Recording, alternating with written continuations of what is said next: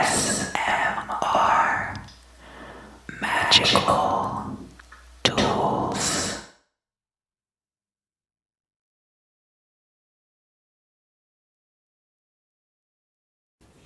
Hi, welcome back. So, I'm switching up some of my formatting for this month, and we'll see how it goes. I'm going to introduce to you the decks that I'll be using. I have this playing card deck,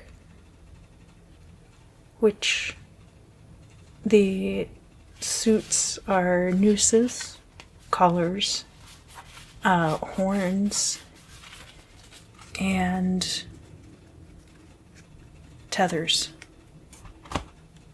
And this deck was based on the Cloisters deck, and it was made by Creative Anachronism on Etsy.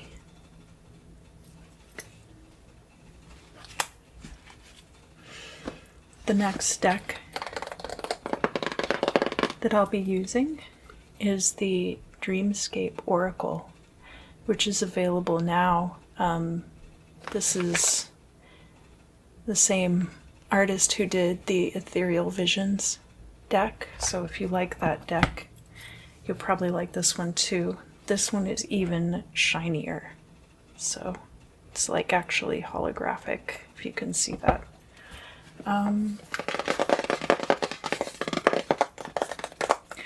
And for the main part of the reading, I'm going to be using the Luminous Void Tarot by Laura Zispan. And just so you know, all of the cards are going to be shuffled ahead of time.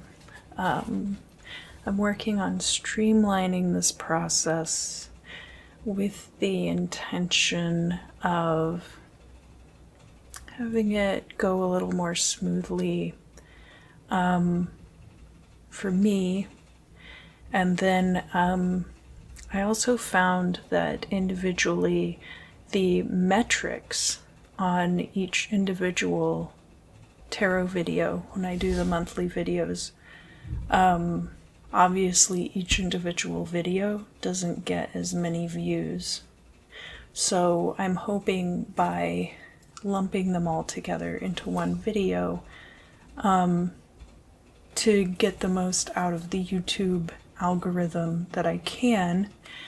And by not shuffling in the video, I'm hoping that I'll still have enough time to give you the full readings the way that I have been in the past. So we'll give it a try in this video, see how everything goes. This is going to be more to the side of soft-spoken and not strictly ASMR.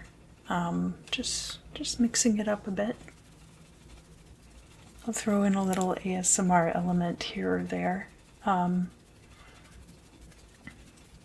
But let's see how it goes. Aries. Let me pull the Dreamscape Oracle card for you.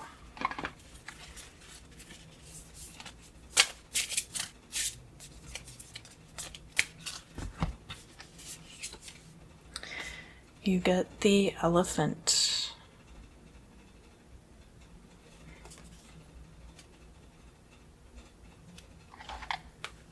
And the Elephant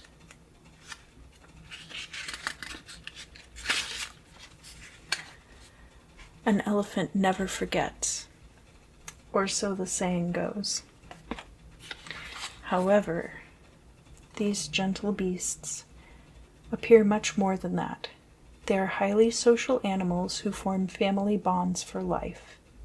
They are extremely loyal and stick together. If the elephant has graced your home today, consider yourself fortunate and lucky indeed. Take time to think about what strengths you have and who is in your social circle. Reach out to those who you have not connected with or tackle on a new creative hobby. It's time for you to engage with others and look toward others who can be loyal to you. So while I'm doing your reading, I'll put that card right there. Do you like it there? Sometimes I put it over here. Can you guys see it okay? Put it right here.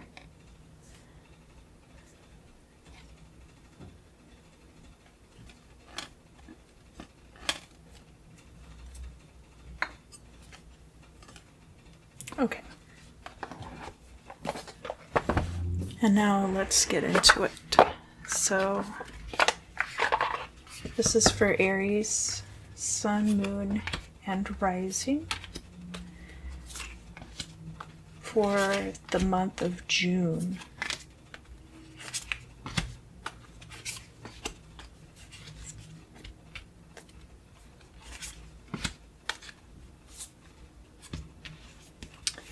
And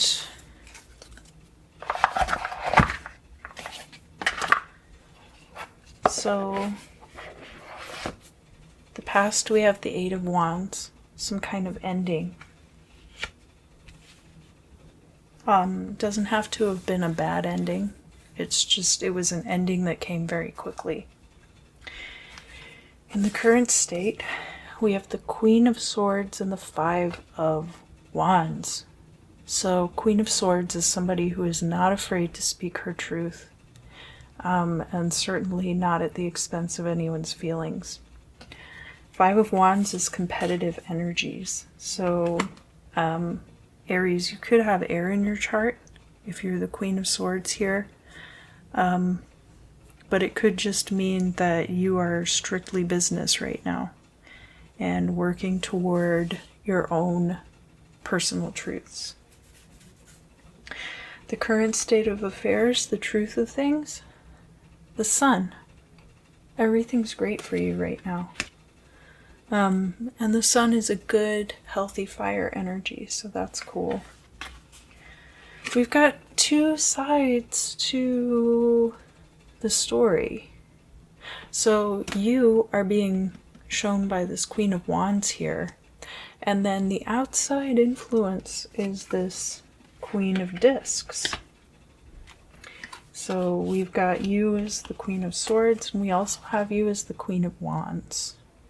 Obviously, if you have Aries in your chart, you do have fire in your chart, but you could have other fire placements as well. And Wands and Swords, so fire and air energies are both active energies. So I see you being a very active participant in your own story right now. And it has come on the heels of some kind of swift ending with closure. Now, on this particular card, we see that this person is being impaled by all of these wands. And that certainly can feel like what's happening when something ends suddenly, even if it's for the best. So keep that in mind. From the outside looking in, we have the Queen of Discs here. So you could have an associate who is a earth sign. This could be a boss. This could be a business partner. This could be somebody who has financial resources that could help you out. In the future, we have the Page of Discs. So this Queen of Discs might be enabling you to take on this Page of Discs energy.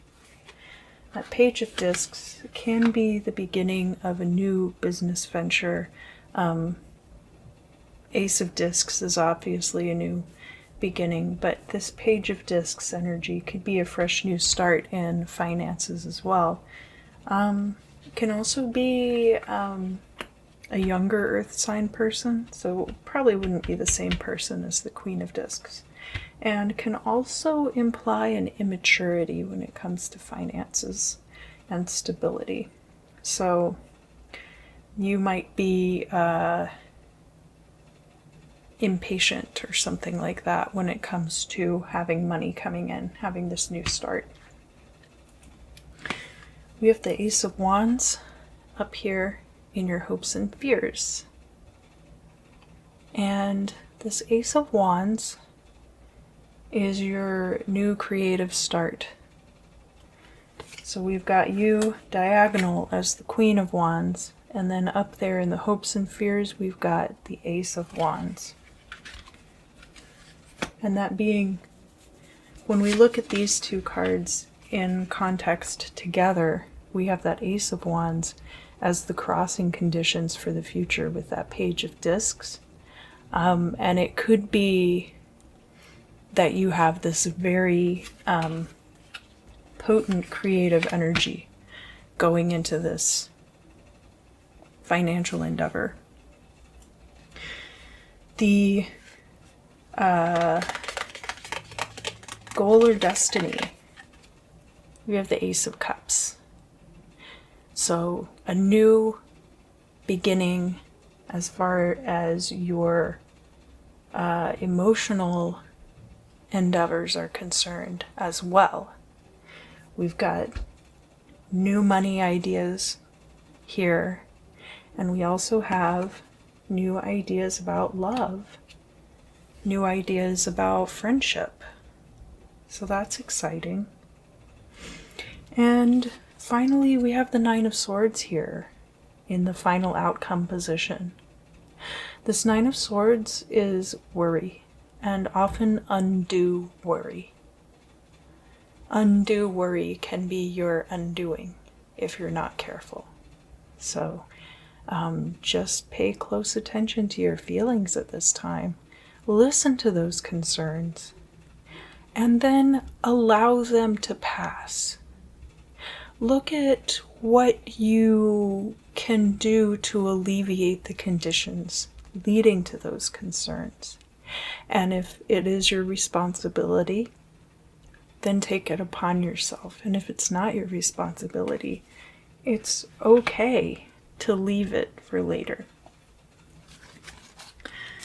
And now, Aries, we're going to deal out the 12 houses spread. As I said, I want to make sure that I'm giving you a good, complete reading, and see if I can kind of condense a few things. Interesting. So here we have 1, 2, 3. I think this is the 10 of hobbles. And I'm calling hobbles nooses are air energy, horns are fire energy. I think the hobbles are water energy. Tethers and hobbles. That's how you would tie up a boat. That's how I'm tying it all in together. So we're starting off over here with the 10 of hobbles, and then we have the 9 of hobbles down here in the 3rd house. So the beginning would have been a 10 of cups. So there could have been an emotional ending here. And that's why we have the 8 of wands showing up. The 10 of cups can signify the end of a relationship, especially if it was an amicable split. And then we have this 9 of hobbles here, 9 of cups in the 3rd house, which would be things related to short distance travel in your immediate surroundings. So it's possible those things are going really well right now. We have this 7 of cups over here in your 6th house. And 7 of cups has to do with a lot of options being open to you, but not necessarily all of them being in your best interest or to your best purpose. So it could be that you're switching up your diet right now, that you have a lot of dietary options open for you, switching up your daily routines, trying out a bunch of different ways of when should I wake up, when should I go to bed, things like that. Over here by this Queen of Wands, we have the Nine of Wands, or the Nine of Horns being that fire energy. So you could be, for all your gregariousness, for all your charm, you could be very guarded right now, especially when it comes to second house issues of finances and stability. We have the Two of Wands here in the fourth house. So you might be looking for a new place to live. You won't be moving just yet, but the Two of Wands is looking to the future and looking to new horizons. You might be planning what kind of house you want to live in. So Nine of Cups, Two of Wands, and then the Sun here. That's a very good energy for your Imam Sili, this being the point that is the jumping off point for the midheaven up here. Over here by the future, we have a couple of nooses, which is air energy. So we have the 8, would be like the 8 of Swords, and also the 9 of Swords. So we have that 9 of Swords coming out again. And that's going to be in your 7th and 8th houses. So that 8 of Swords energy in your 8th house, you've got 8 multiplied for 1, which, if 8 is a signifier for you, 8 can be about, you know, beginnings and endings, the changeover point in cycles in the 8th house. So that being amplified, but feeling stuck. So there could be something about this particular transition that is stuck. You had the ending back here with the 8 of Wands, and now maybe you've got too much tied into this past situation that is keeping you stuck somewhere. We have the 9 of Swords in your 7th house. The 7th house is all about your relationship to other people, like one-on-one relationships with other people. So that could be a court case, but it could also be a new relationship. It could be open enemies, but it could be a business partner. So you might be worried that because you have these loose ends to tie up from the past.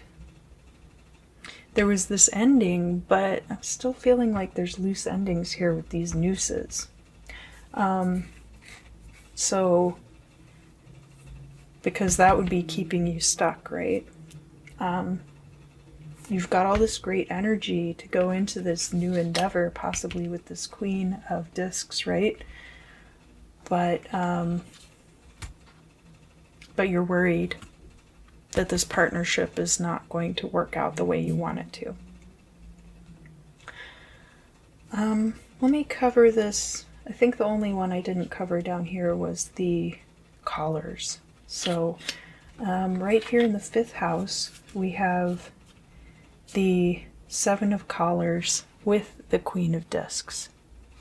So the collars are, I'm calling those earth energy. And that Queen of Discs being earth energy also, that relationship could take a lot of hard work. It could require either you need to impress this Queen of Discs person, or the two of you have a lot of things that you need to talk through, about business arrangements and stuff like that. There's going to be things about this relationship with the Queen of Discs that are kind of difficult. This is in the 5th house, which has to do with creativity, romance, and children. So the Queen of Discs could even be like your mother, and you as her child, and working on a business relationship with a parent, which could be very tricky. Let's look up here at the midheaven. So this is like the goal or destiny with this Ace of Cups. We've got the 5 of Wands here, which is creative competition. And remember that we got that also crossing the Queen of Swords at the beginning of the reading. We also have this 8 of Collars. So that's like an 8 of Pentacles. So this shows me that with this new emotional beginning for you, 8 of Collars here in your 10th house is a solid and good career. And then the 5 of Horns over here in your 9th house, there's going to be enough creative competition that it pushes you to become a better version of yourself. So that's very exciting for you, Aries. And now we'll just bring it back around. The 9 of Swords. So you're worried about these things. I can see that. We have that 7 of Nooses. So that's kind of like a 7 of Swords. And that's in your 11th house of social groups. So 7 of Swords can be this feeling that you are fighting off attacks on all sides. That could be on social media. It could have to do with new ideas also. And that is in opposition to what we have here with the 7 of Collars, right?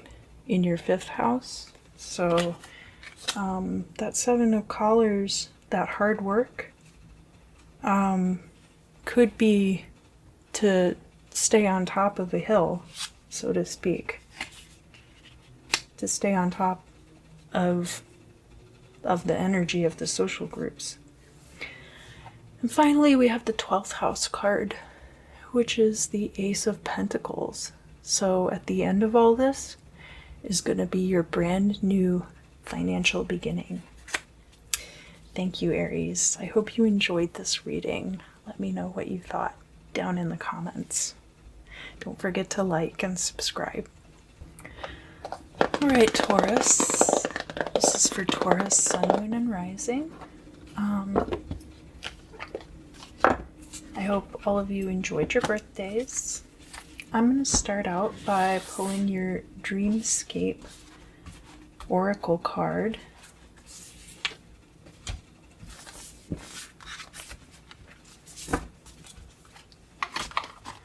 And this is the Serpent. Ooh, the Serpent. So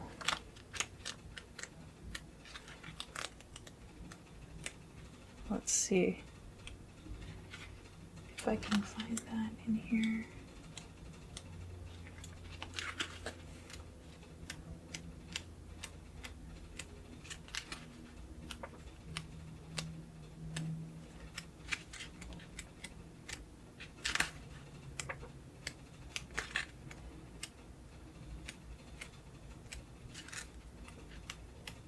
Oh, here we go.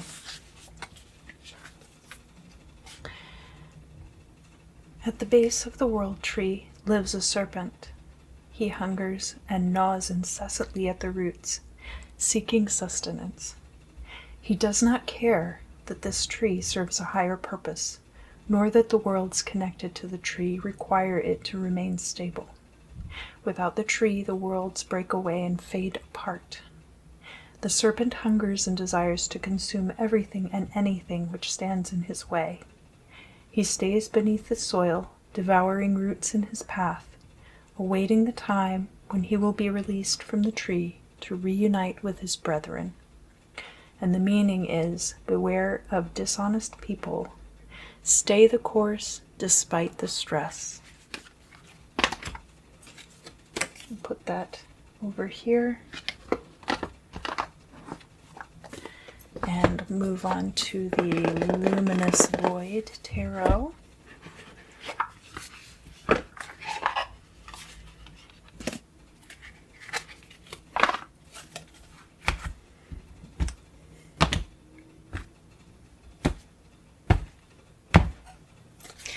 So,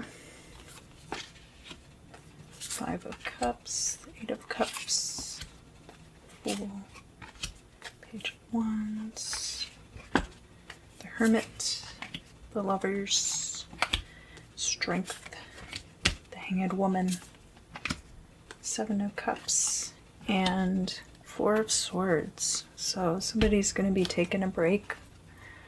Looks like the long-term energy. Starting out, we have the 5 of Cups crossed by the 8 of Cups. So you could be making a move. You could be having to leave somewhere and it's not by your choice. So there's disappointment associated with that. But it's not, all is not lost, certainly. Here in the past, we have the Fool. So you could have been going through situations without really looking ahead of you. The way that the Fool is positioned on this card, the figure is actually facing away from the future if you have it laid out in a Celtic cross spread. So you were too much romanticizing the past, and possibly not looking forward with objectivity toward the future. In the current state of affairs, we have the Page of Wands. So there is a lot of energy here. You do have energy to execute what you need to execute. From your perspective, we have strength. So you do have strength, Taurus, to get through whatever this situation might be. From the outside perspective, we have the Hanged Woman. So it could be that others looking into your situation perceive that you're stuck somehow, or that you could be overly sacrificing yourself because you feel like that's what's best for everyone involved. In the future, we have the Hermit. So here in the future, we have the Hermit. In the final outcome position, we have the 4 of Swords, which looks like rest and retreat. Spending some time away from other people. In the hopes and fears, we have the 7 of Cups. So that's a lot of different options open to you. And you could be, with that Hermit card, you could be going off to contemplate all of those possibilities that are going to be available to you, or that you hope will be available to you. Looking at your options, contemplating them. In the goal or destiny position, we have the Lover's card. So this could be about a choice that you're making. It could also be that you are destined to find love in your life. But we're going to have to look at the 12 houses spread on top of this to find out more about that. What we have in the Imam Sila is the Page of Wands. And then up here in the goal or destiny, which is the midheaven position, we have the Lovers. So Page of Wands being by themselves, Lovers being the two people together. Page of Wands has a lot of passion to give to situations. But let's see. 1, 2, 3, 4, 5, 6, 7, 8, 9, 10, 11, and 12. Okay, so in the first house, we have basically what would be the Ace of Swords. This is nooses energy, so I'm using nooses to be air energy. So Ace of Swords being a change. This started with a change, and it could have been something that you went into with this energy of the Fool, that there wasn't a lot of direction behind it or a lot of foresight.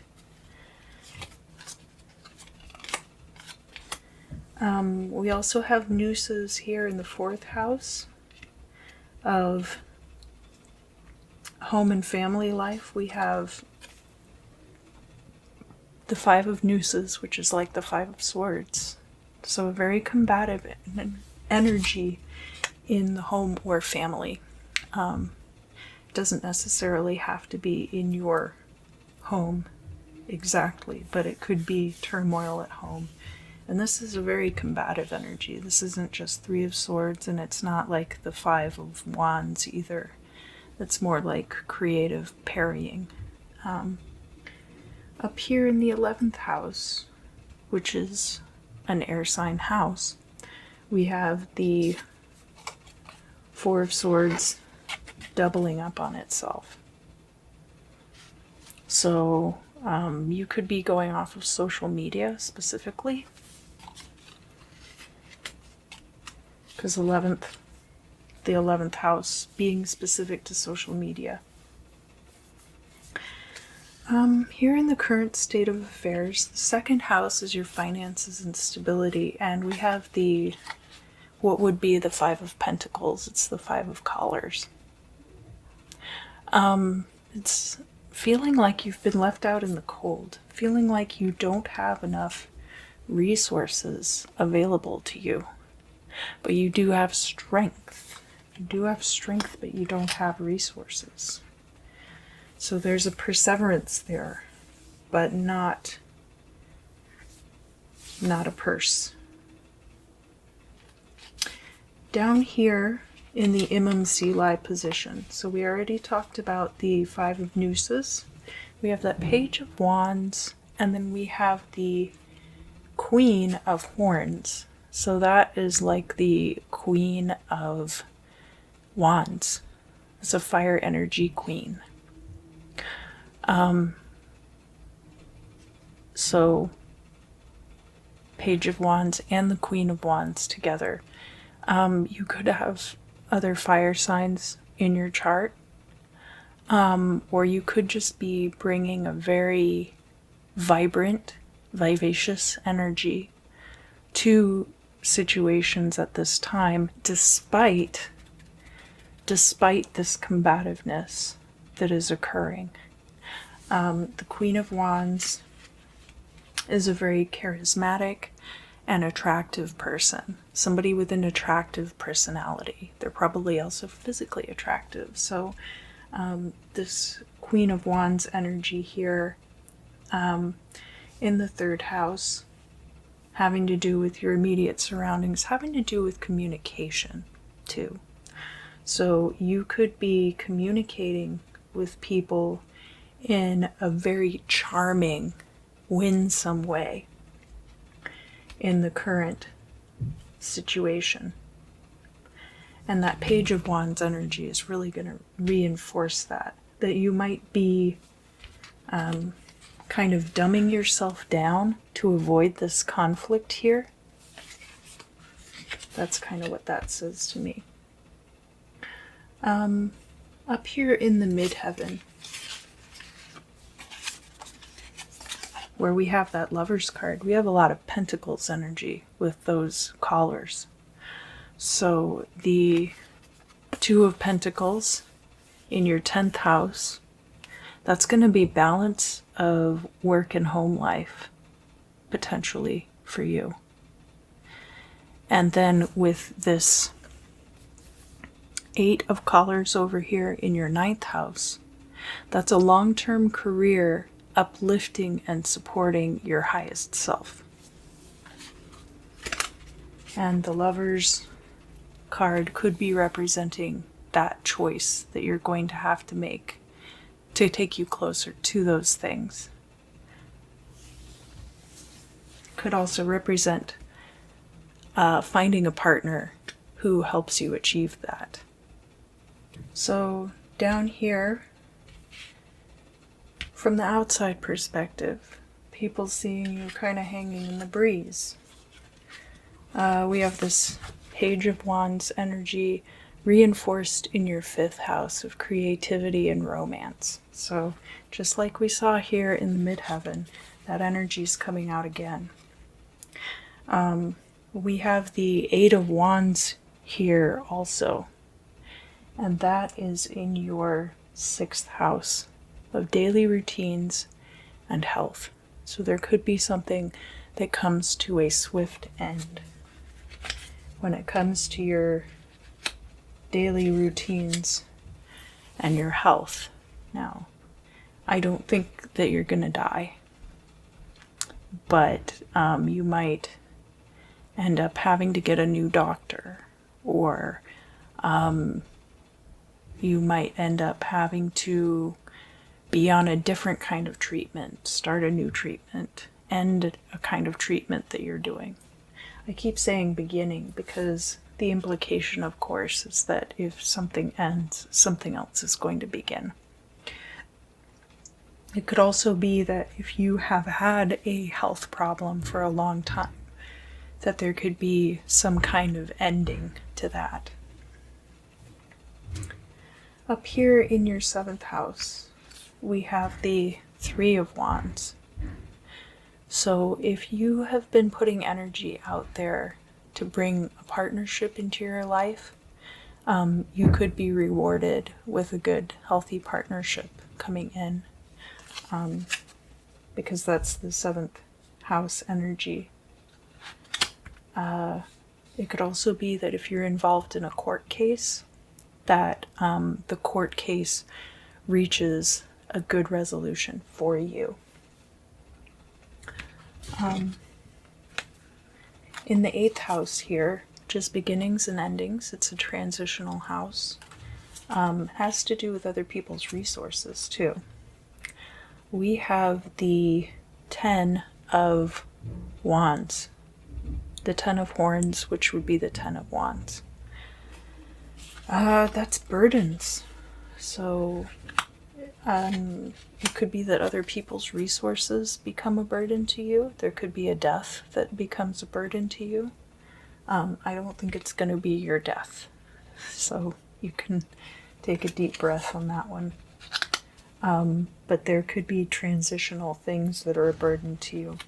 Keep in mind that the 8th house is also in opposition to the 2nd house of finances and stability, where we had the 5 of Pentacles energy coming out, of feeling left out in the cold. So over here in the 11th and 12th houses, I think I already talked about the 4 of Swords doubling up there at the end of the reading. There's going to be a period of rest for you in the future. That's definitely coming out here. So if you feel like you've been running ragged, it could be that a break is coming in for you. And we have the 7 of Wands in the 12th house of endings. So that 7 of Wands is about feeling like you have to defend yourself from attack on all sides. And there could be an ending to that when we're looking at it in the context of this 4 of Swords energy. Taurus, I hope you enjoyed your reading. If you did, please let me know down in the comments what you thought. Again, I hope those of you who had a solar return in the month of May had an excellent birthday. And I look forward to seeing you again very soon. Hi, Gemini. Welcome back. Welcome back. Happy birthday. Happy birthday to those of you who are Gemini sun signs. And we'll be celebrating your solar return this month in June. First, I'm going to pull a Dreamscape Oracle card for you. This one. The Gate. The Gate. Okay. Here we go.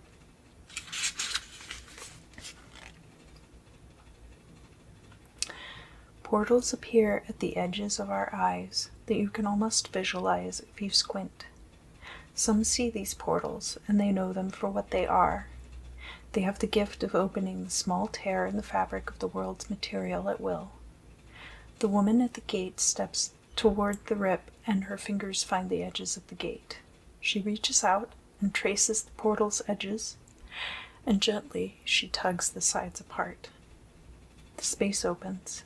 The air's salty scent teases the corners of her lips as the soft sounds of ocean waves flow into our world. She continues pulling them apart until there is a window big enough for someone to step through. She smiles out to the other side and walks away. The portal is open and now waits to claim its traveler. Look deeper into the situation. What you want lies on the other side. Just step through.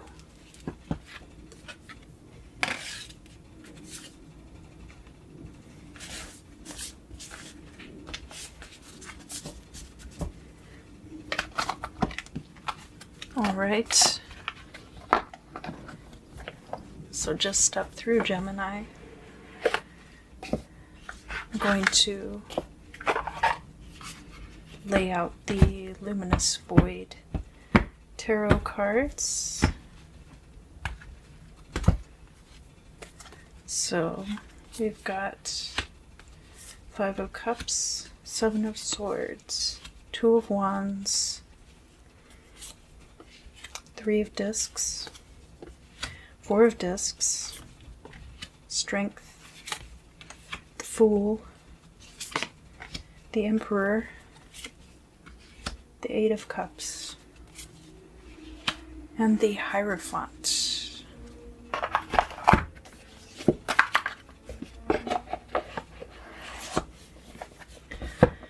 Back here in the past, we have the 2 of Wands. So it looks like you were doing a lot of surveying of the future. Surveying the future. In the current state of affairs, we've got the 5 of Cups crossed by the 7 of Swords.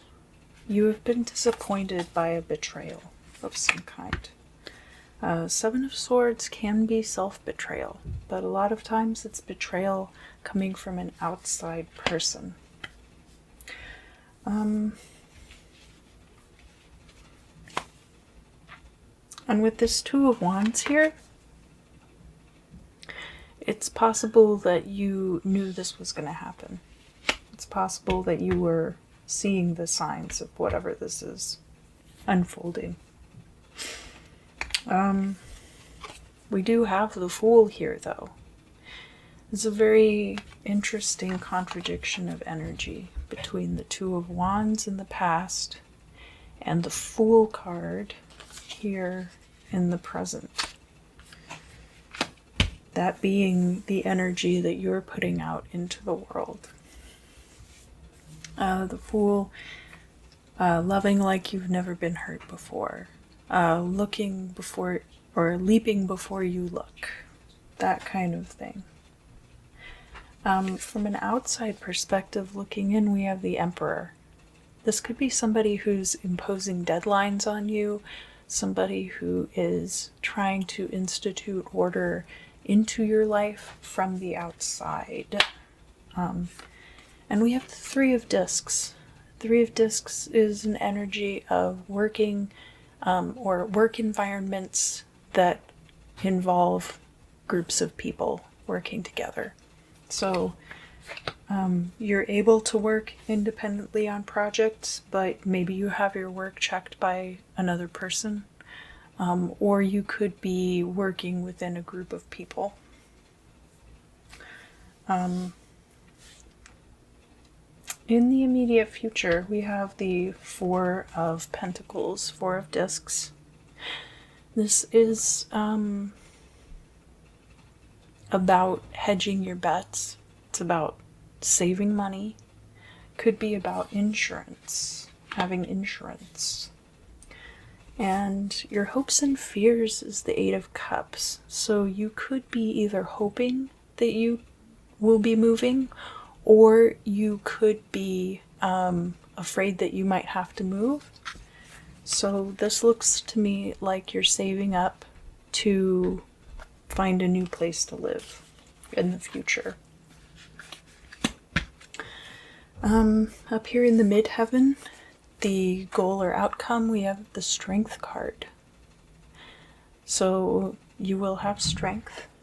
You will persevere over this Three of Pentacles situation. In the final outcome, we have the Hierophant card. This is Taurus's card, but I'm sure you can borrow it if you ask nicely. The Hierophant is about the status quo. It's also about your power as a spiritual leader. If you have moral or ethical influence over others, you might be exercising that in the future. And if you look here, it's immediately diagonal to this Emperor card, which is what I was saying about somebody trying to institute order on your life from the outside. The Hierophant, if you think about the relationship between Henry VIII and the Archbishop of Canterbury, that could be the kind of dynamic that you're dealing with here. And keep in mind too that in the middle of all that, we have this disappointment over a betrayal. All right, let's put the 12 houses spread on top. 1, 2, 3, 4, 5, 6, 7, 8, 9, 10, 11, 12. 1, 2, 3, 4, 5, 6, 7, 8, 9, 10, 11, 12.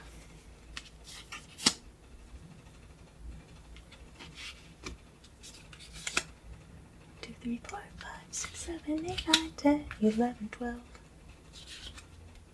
1, 2, 3, 4, 5, 6, 7, 8, 9, 10, 11, 12. Okay, that's enough to get me a copyright strike, right? I'm joking. Okay, so here we have the hobbles at the beginning and the end. This is the first house, this is the 12th house. The hobbles are, I'm assigning those to water energy.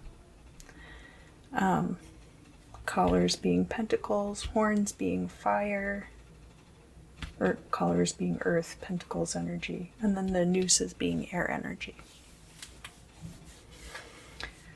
So 5 of Cups then mirrored in this first house. So that tells me that you probably did know about this disappointment. You've probably been paying very close attention, so it's very weird that you have the Fool down here in this, what energy you're putting out into the world. Maybe you're playing possum, maybe you're playing the fool, and that's not necessarily an accurate reflection of the energy that you're putting out, but that you're putting this on. Because we have the Four of Pentacles showing up here in the second house for you. So that shows me that you are saving money, that you're very much looking at your financial stability into the future. So it's very possible that you are putting out, that you're putting out there this energy that you don't have it together at all, but that actually you do. So let's look at the MMCLI, which is the Three of Discs down here with your third and fourth houses. The MMCLI is the lowest point on your birth chart, and it is the origin of what's going to happen in the future. We have the Page of Nooses, or the Knight of Nooses, and we have the Four of Wands. So Four of Wands in your third house, you could be very content with your surroundings. Four of Wands is happy. It's a celebratory kind of an energy. You could be getting communication about a wedding. It could be that you have a sibling who is also, or you could have a sibling who has a birthday coming up soon. So maybe you're a Gemini, maybe your sibling's also a Gemini. And with this Page or Knight of Swords here in the fourth house of home and family, somebody could be championing a cause. Knight of Swords is like a social justice warrior kind of an energy. This could be somebody who, it could be you, because of course Gemini is air sign energy. But it could also be somebody who is in your home, who is keeping everyone very mindful of the issues going on in the world.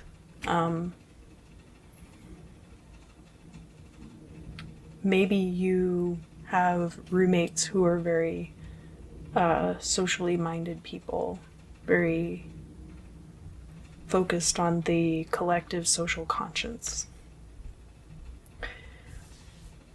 And this could be affecting your work life in some way. Like maybe you're kind of playing dumb at work because you're getting this rhetoric fed to you at home, for better or worse, that is conflicting with the predominant corporate culture where you're working.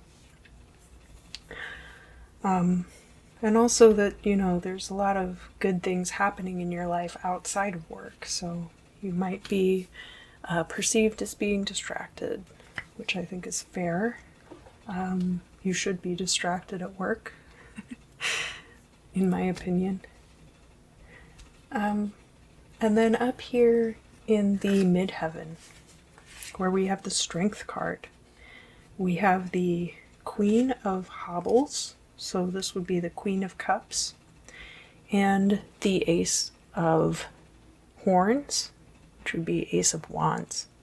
Ace of Wands in your ninth house. Getting the creative spark to do things to better yourself. So maybe all of a sudden, out of the blue, you're like, I want to go back to college. I want to get a higher degree.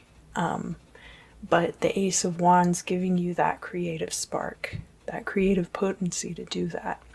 And then you have the Queen of Cups in your 10th house of career.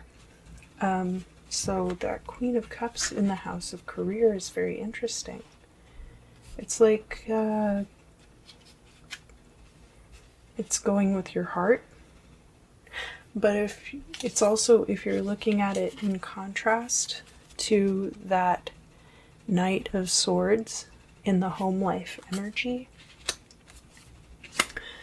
the Queen of Cups is going to be kind of closed off emotionally. Like, not, like a Queen of Cups is very maternal, very nurturing, but does not make their own emotional states known. So that could be you keeping that tucked away in work situations and having strength because of these factors to work in group situations. Over here with your outside influences, we have in the 5th house, we have the 10 of Cups, which is creative, romantic childhood. And that being next to this Emperor. 10 of Cups could be an ending of some kind. It could be like maybe you don't show up creatively at work now. You just show up and you do your job and you leave. And then in the 6th house, we have the 7 of Nooses, which is like the 7 of Swords. So there could have been a betrayal in your daily routines or in your health, which I don't let jobs play around with my health like that. Maybe you did have health insurance and they took it away. Maybe you were working long hours and your body started to betray you. Maybe it could even be something like getting your hours cut and thinking that you were going to have a certain amount of money and then that money not being there because they cut your hours at work. That could be that kind of betrayal too. Let's look at the future. So we've got this 4 of Discs and the 8 of Cups, planning a move of some kind. This could be moving house, but it could also be leaving a job situation.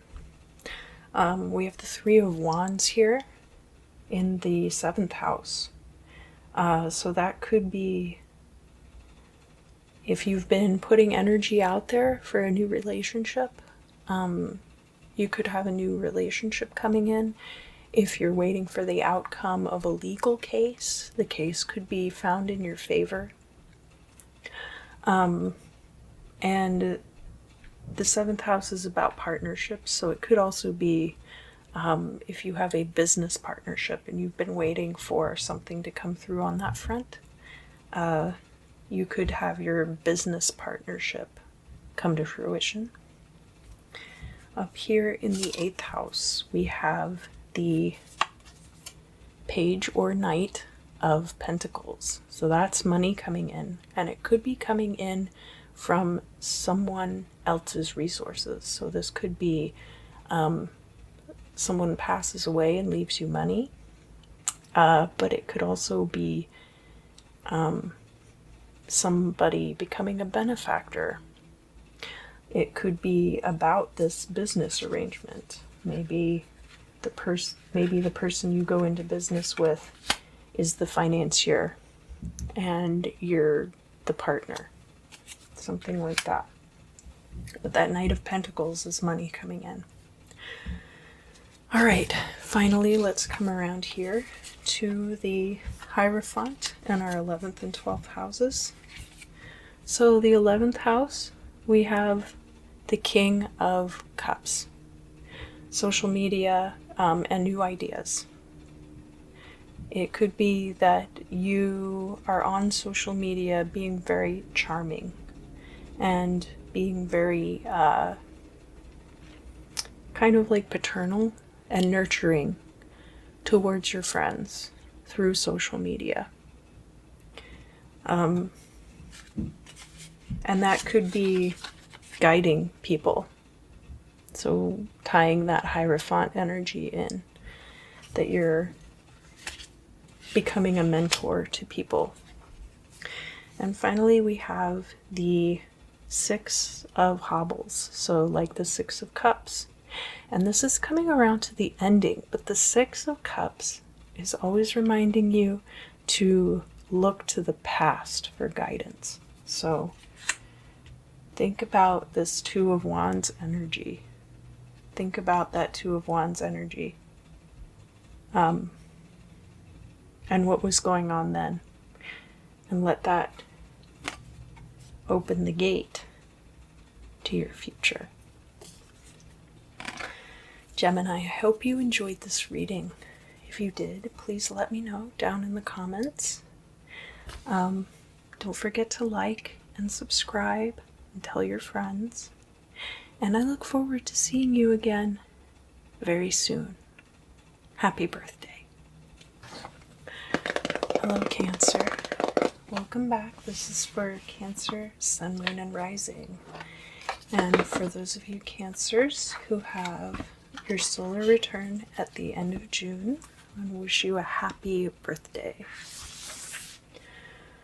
Alright, so first I'm going to pull a Dreamscape Oracle card for you.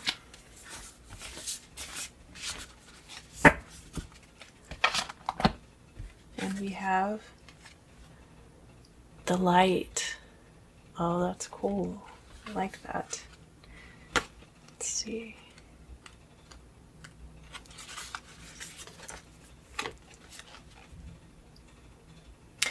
The goddess of the day holds her arms up to the light of the sun. She gives reverence to the life-sustaining rays, which bring heat and light. The sun sets the world ablaze, illuminating every part of the corner. Nothing escapes the fire. She brings happiness and illumination to the land. Wake up. It is time to get to work. Begin putting your desires into motion. You can achieve anything you set your heart to in this light. You might feel exposed to the brightness. It's all right. Let the anxiety pass. You can have this. Everything is as it should be. Give in to the desires of the light and grow. Praise the day and know that you're on the right path. Great.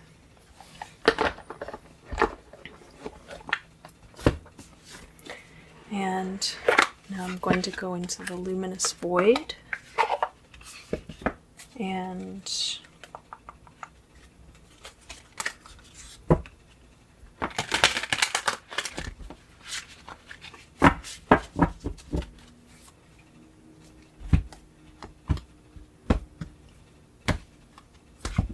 deal out your cards. Current affairs, past, present, future, goal or destiny, your point of view, outside perspective, hopes and fears, and the final outcome.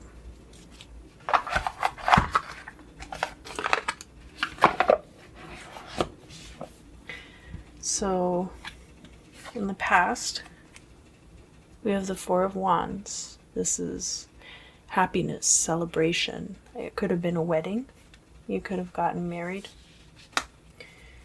The current state of affairs, we have the Wheel and the Two of Cups. So, fortune turning in your favor when it comes to your relationship. Well, I should hope so if you're married.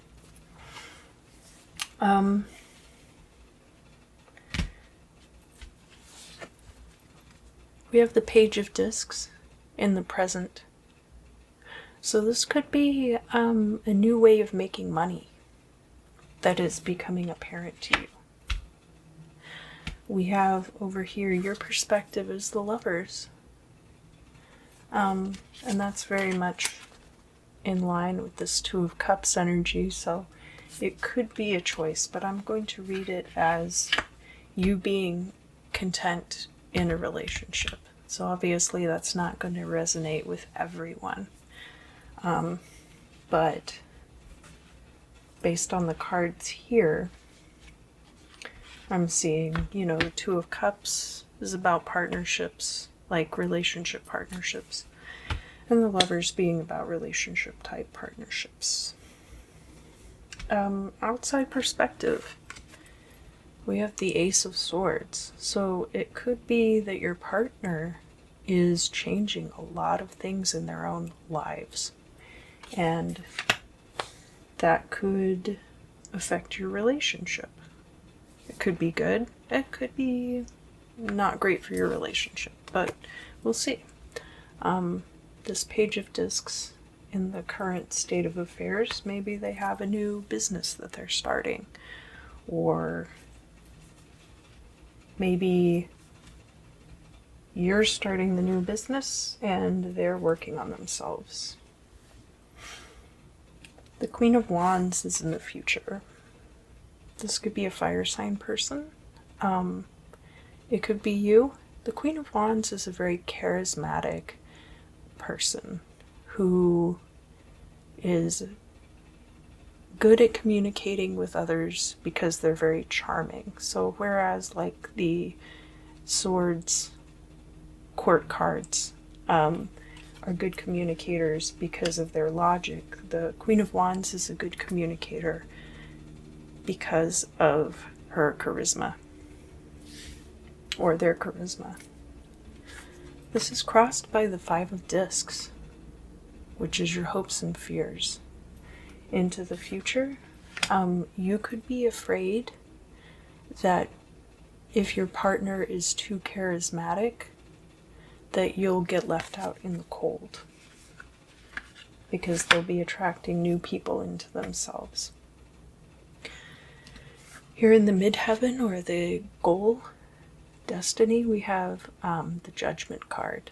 So there could be a trial for your relationship coming up in the future, or that you're making it through that trial.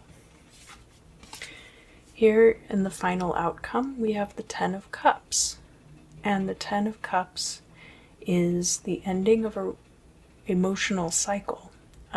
So this could be the end of a relationship, but if it is an amicable parting of ways. And it doesn't have to be the end of a relationship. It can also be the beginning of a new cycle in your current relationship. The Ten of Cups being the ending of a cycle within your relationship. Possibly as the outcome of some kind of trial. But we'll see. I'm going to lay out the 12 houses spread. 1, 2, 3, 4, 5, 6, 7, 8, 9, 10, 11, 12. 1, 2, 3, 4, 5, 6, 7, 8, 9, 10, 11, 12. Okay. So we've got quite a few nooses here, and I'm equating the nooses to the swords, to air energy. So here in the first house and the second house, we've got the Six of Swords. So it could have been that there was some kind of move involved in this Four of Wands energy. Or you could have had a period of time with this person where you moved around a lot together. You were traveling a lot together. The second house, finances and stability. We have the Eight of Swords, and it's here with the Lover's card. Eight of Swords can be a feeling of being trapped. So some of you, you might be very happy in your relationship, but you also might be like you feel bound to your relationship for financial reasons. So that's a possibility for some of you Cancers out there. Down here in the Imam Silai, which is the cusp of your 3rd and 4th houses, and it is the lowest point on your birth chart, we have that Page of Pentacles, and we have a lot of fire energy. So in your 3rd house, this is like short distance travel, your surroundings, communication, and any siblings. We have the Ace of Wands. So you could be feeling the urge to take a lot of short trips. You could be feeling the urge to communicate with people too. And then in the 4th house, which is home and family, we have the 6 of Horns. So that would be like the 6 of Wands. So that's a victory. If you had been moving around a lot with this person in the past, you might be at a point together now where you have a stable home that is not in danger of shifting out from under your feet. And that could be a victory for you. Up here in the midheaven, so the Imam Silai sets the stage for everything that's going to happen in the midheaven in the future. In the 9th house, we have the 5 of Swords. So the 9th house is everything you do to elevate yourself, but right now there's a lot of conflict there. And you could be at war with yourself as to how to move forward with your life. And that would make sense with the Judgment card here. That test could be all on you. And then in the 10th house, we have the 10 of Wands. So that work, a job might be a burden to you.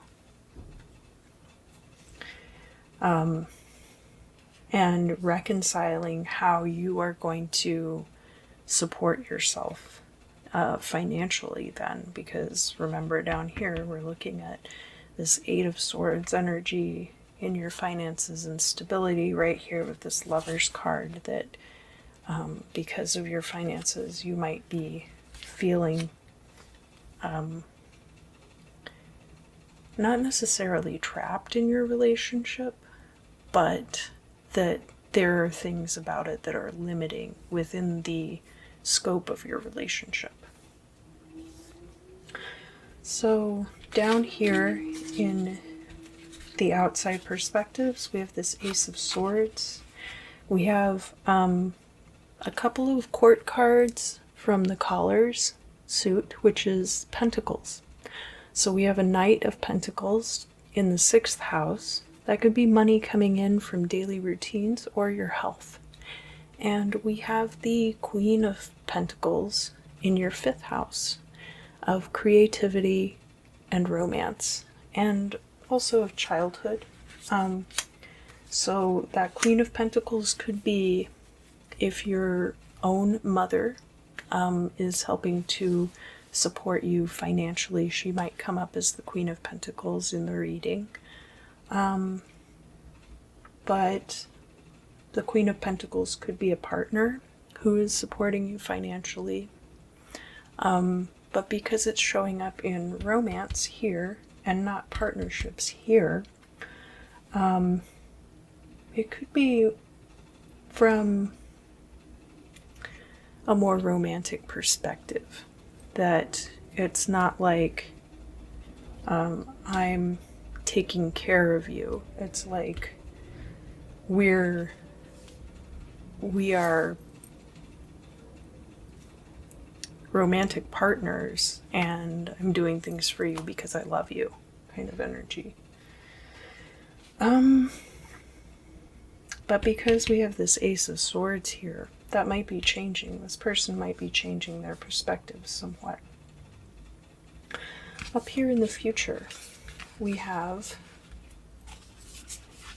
that Queen of Wands crossed by the hopes and fears represented by the Five of Discs.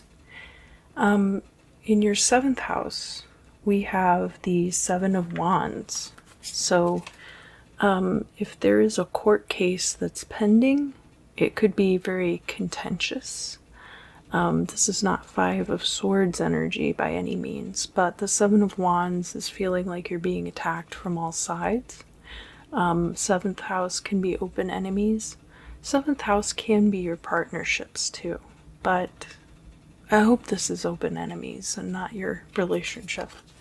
And then we have in the 8th house, which is endings. It also has to do with other people's resources.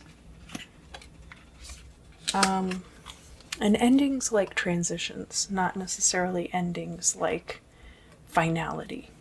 But we do have the Ten of Swords coming out in your 8th house, so that could be death for somebody.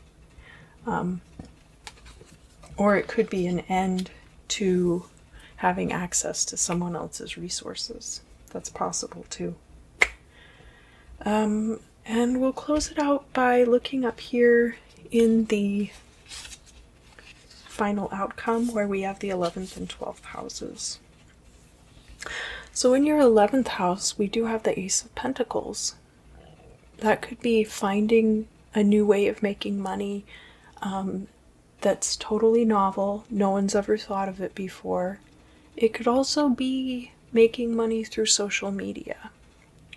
And then in the 12th house, we have the Two of Hobbles, which is the Two of Cups coming out again. So it does look to me like your relationship could very well weather this storm, and that out of it you might gain your own financial independence in a way that you have not had within this relationship before, or in a way that you haven't had it currently. So it looks very good for your future. Good luck, Cancer. I hope that you have a great birthday this month. For those of you who will be celebrating your solar return. If you enjoyed this reading, let me know down in the comments. Like and subscribe, and let your friends know if you think they would like it too. And I look forward to seeing you again very soon. Hi Leo, welcome back. So first, I'm going to pull a card for you from the Dreamscape Oracle deck. This one.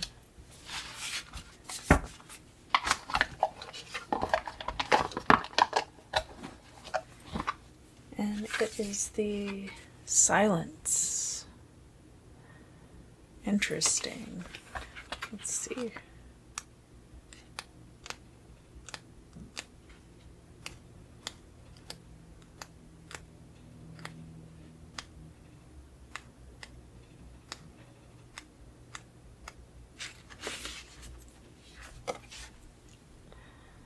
No amount of clarity or visualization is possible without distancing oneself from the noise of the world.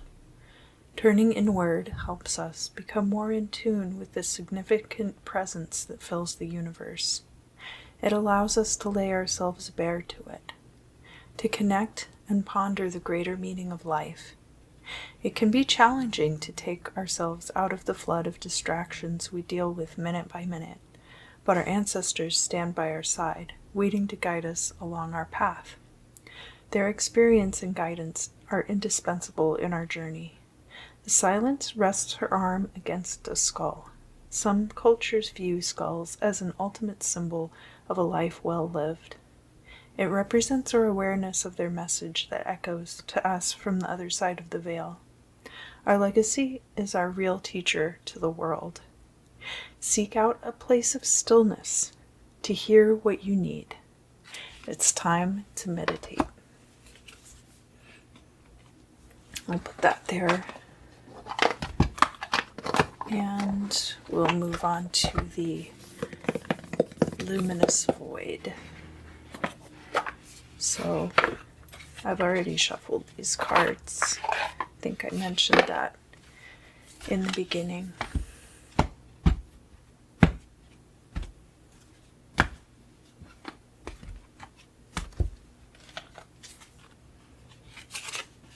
Present day, past,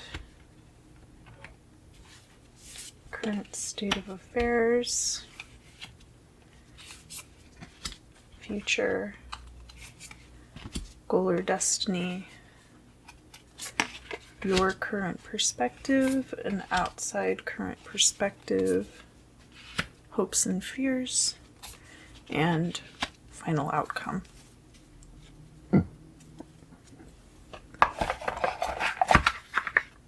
So this is your card, the Strength card, showing up in the final outcome. Being true to yourself.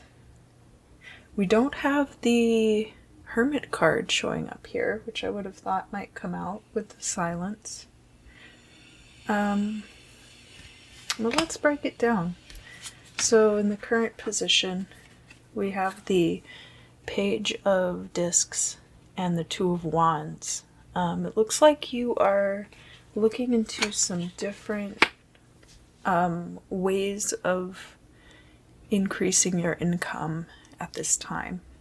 In the past, we have the Three of Pentacles. So that would have been a time where maybe you were working with other people, or maybe you had gotten to a place with a job where you were fairly experienced, your professional reputation was pretty good, but it wasn't something you'd been doing for a very long time.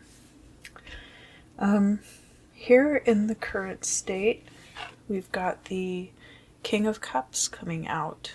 This is a nurturing, paternal kind of a figure.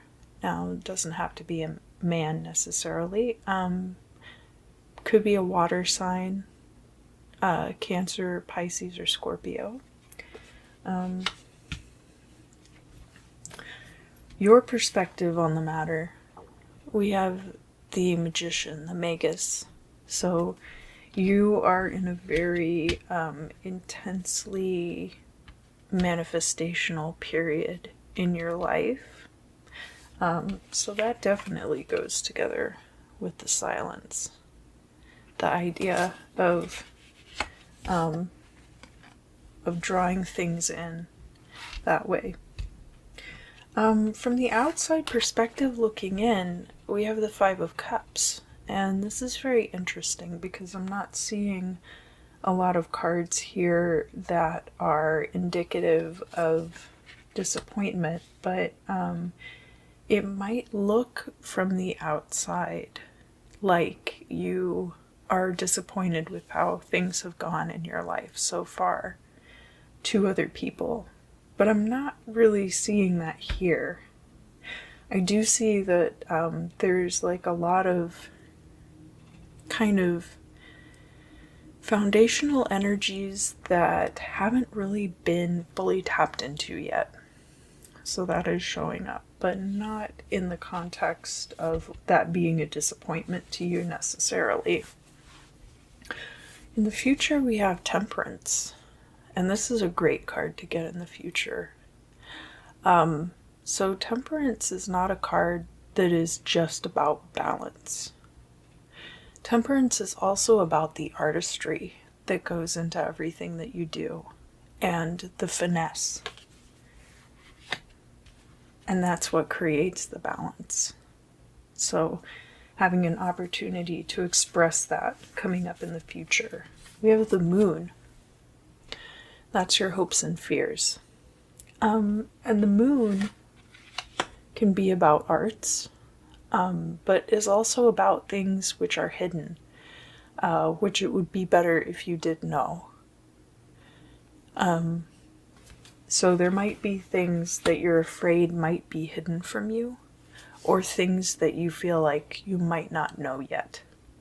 And that may augment your ability to execute artistry. You might hear outside. They're working on the apartments, and I don't know when they're going to be done with that. So that's part of the reason why I'm not doing ASMR readings this month, or strictly ASMR. I hope they're still relaxing. We have the King of Swords here in the goal or destiny position. So down in the Imam Silai, we have the King of Cups, and up in the midheaven, we have the King of Swords. So evolving from being an emotionally motivated person to being a logically motivated person, possibly, is what we're looking at here. Or having achieved emotional mastery, now we can achieve logical mastery. That's possible too. And then, of course, like I mentioned before, we have your card, the Strength card, showing up in the final outcome. So now I'm going to come in and lay out the 12 houses spread on top. And yeah, 1, 2, 3, 4, 5, 6, 7, 8, 9, 10, 11, and 12. And the suits on these are kind of different, so I'll kind of describe that as we go along. We start out here with this is the 6 of collars. I'm equating the collars to pentacles. So back here, there's the 6 of pentacles here with the 3 of discs. While you were in this particular job situation, it was probably earning you enough income that you were able to share with other people, or that you were maybe able to give to charity. Having enough left over that you're able to share it with others is kind of the 6 of Pentacles energy. Down here in the second house, where we have you as the Magician, we have the 2 of Hobbles, which is like the 2 of Cups. And the Cups being, 2 of Cups being like a relationship energy card. So finances and stability for you might be very tied to a current relationship in some way. Not necessarily that without that relationship you wouldn't have the same finances and stability, but it might be speaking specifically to your stability right now. Down here in the territory of the Imam Silai, we have the King of Swords showing up in your 3rd house, which has to do with communication and siblings and your immediate surroundings and short distance travel. And then we have the Page of Horns, which could also be like the Page or the Knight of Wands coming out here. And that with the King of Cups. Now remember, we got the King of Swords up here in the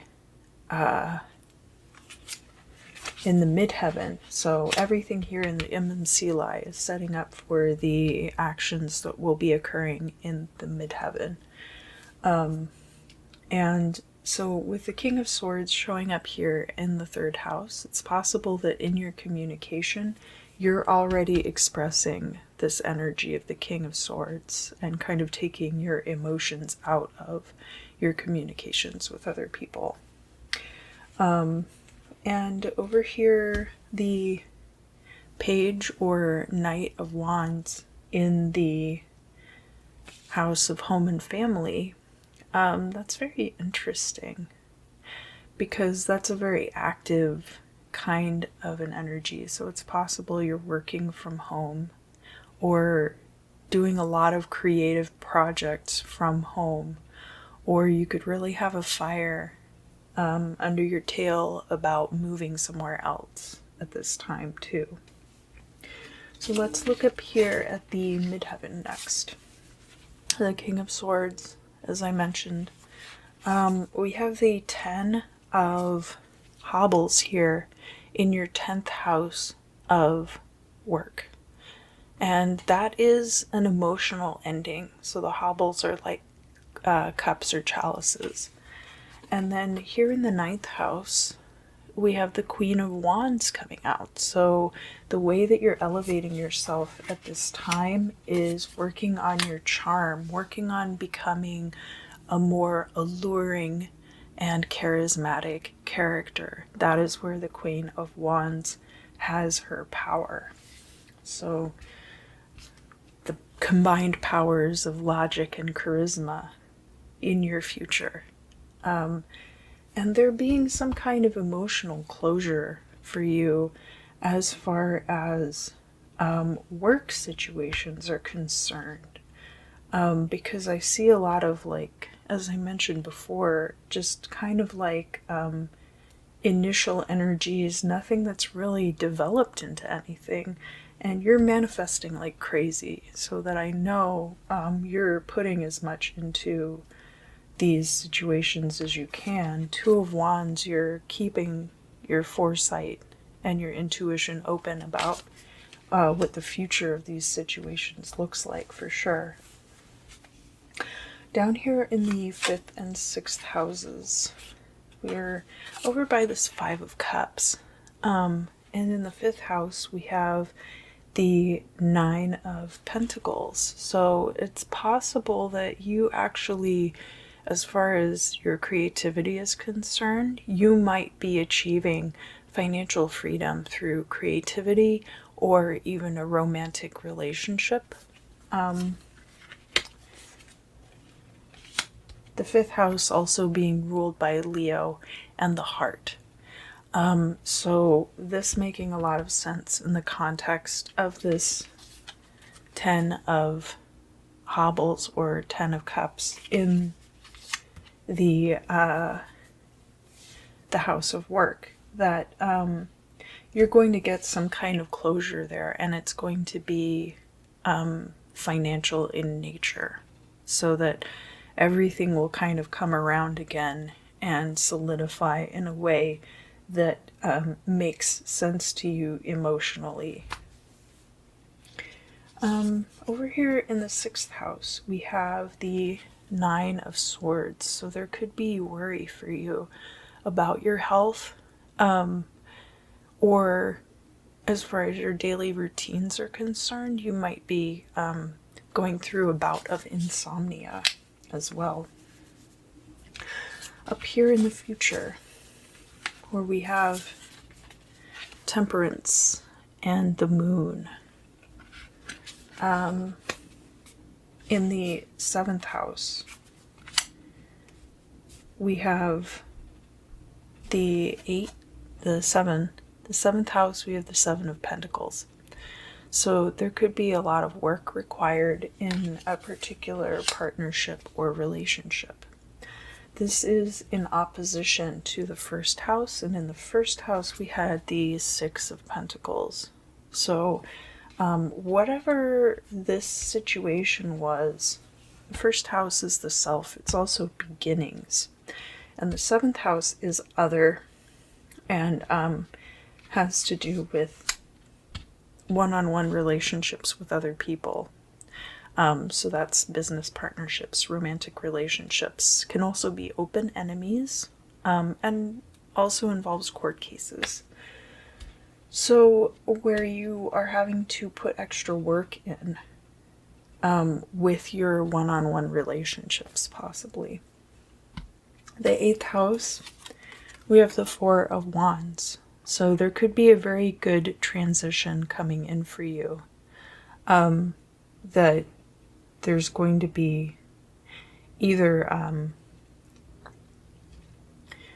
some kind of gradual shift, because I don't see anything earth-shattering here. I'm not seeing any tower moments or any death cards, right? So we're not seeing anything like that, or any 10 of swords. We're seeing 4 of wands coming up in the 8th house. So there could be some kind of celebration that marks a transition in your life from one thing to another, a celebratory time. 8th house is other people's resources. So I wouldn't say that, because 4 of wands is a celebration, probably not a funeral. That's possible depending on your culture and how death is treated, but it's more like a wedding type energy. So it could be your resources joining to someone else's resources, which of course is in opposition to the 2nd house, where we had the 2 of hobbles, or the 2 of cups. So a financially beneficial wedding might be in your future. And now we're looking over here at the strength card in the final position. So whatever ends up happening, your powers of persuasion and strength will remain constant and true. Here in the 11th house, we have the 4 of cups. Now, 11th house can be new ideas, and it can also have to do with social media. So it could be that you're not really seeing anything on social media at this time that you care to engage with. It could also be that none of the new novel ideas that have floated through your life are deeply meaningful to you at this time. And finally, we have the 8 of swords coming out in the ending position, the 12th house. And that being in contrast to what we see in the 6th house, which is in opposition to the 12th house, where we had the 9 of swords. So 8 of swords can be feeling trapped, but it's not necessarily that you are trapped. It could just be that you feel trapped. You will have resources available to you, it looks like, possibly coming through. And with this concerns about the health or the daily routines, that might be a contributing factor to your feeling trapped. But that is only for the month of June also. There could be new and better energies coming through for you in July. Nothing really bad here. I do think it is a good time to focus on meditation and not getting so hung up on the trappings of success. So if you enjoyed this reading, please let me know down in the comments. I know I'm changing things up a little bit. Please don't forget to like, share, subscribe, and I look forward to seeing you again very soon. Hi Virgo, welcome back. This is going to be for Virgo, Sun, Moon, and Rising signs. So first I'm going to pull a card for you from the Dreamscape Oracle deck. Oh, which one? This one. Yeah, for sure.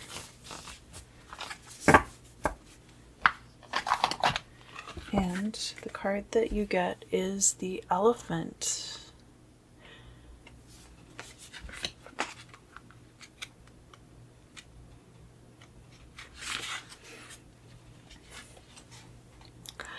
An elephant never forgets, or so the saying goes. However, these giant, gentle beasts appear much more than that. They are highly social animals who form family bonds for life.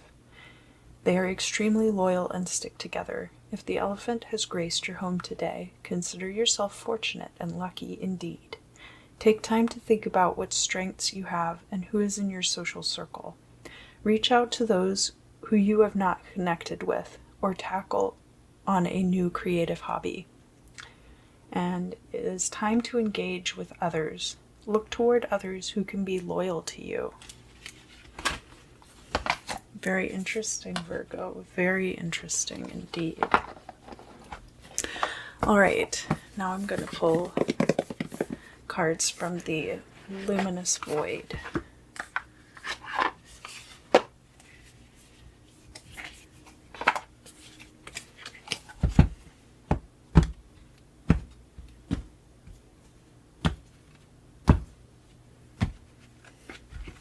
So, your current situation.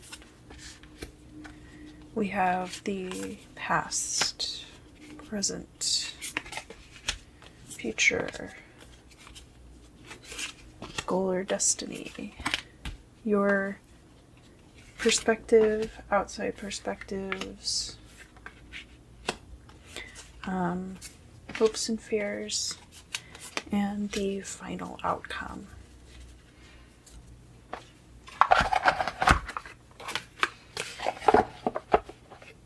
Alright, Virgo, so here in the past we have a victory of some kind.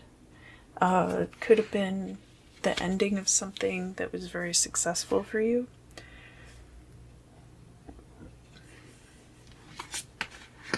In the current position, you're still kind of riding on those laurels here with the Four of Wands, and then it's crossed by the Hierophant.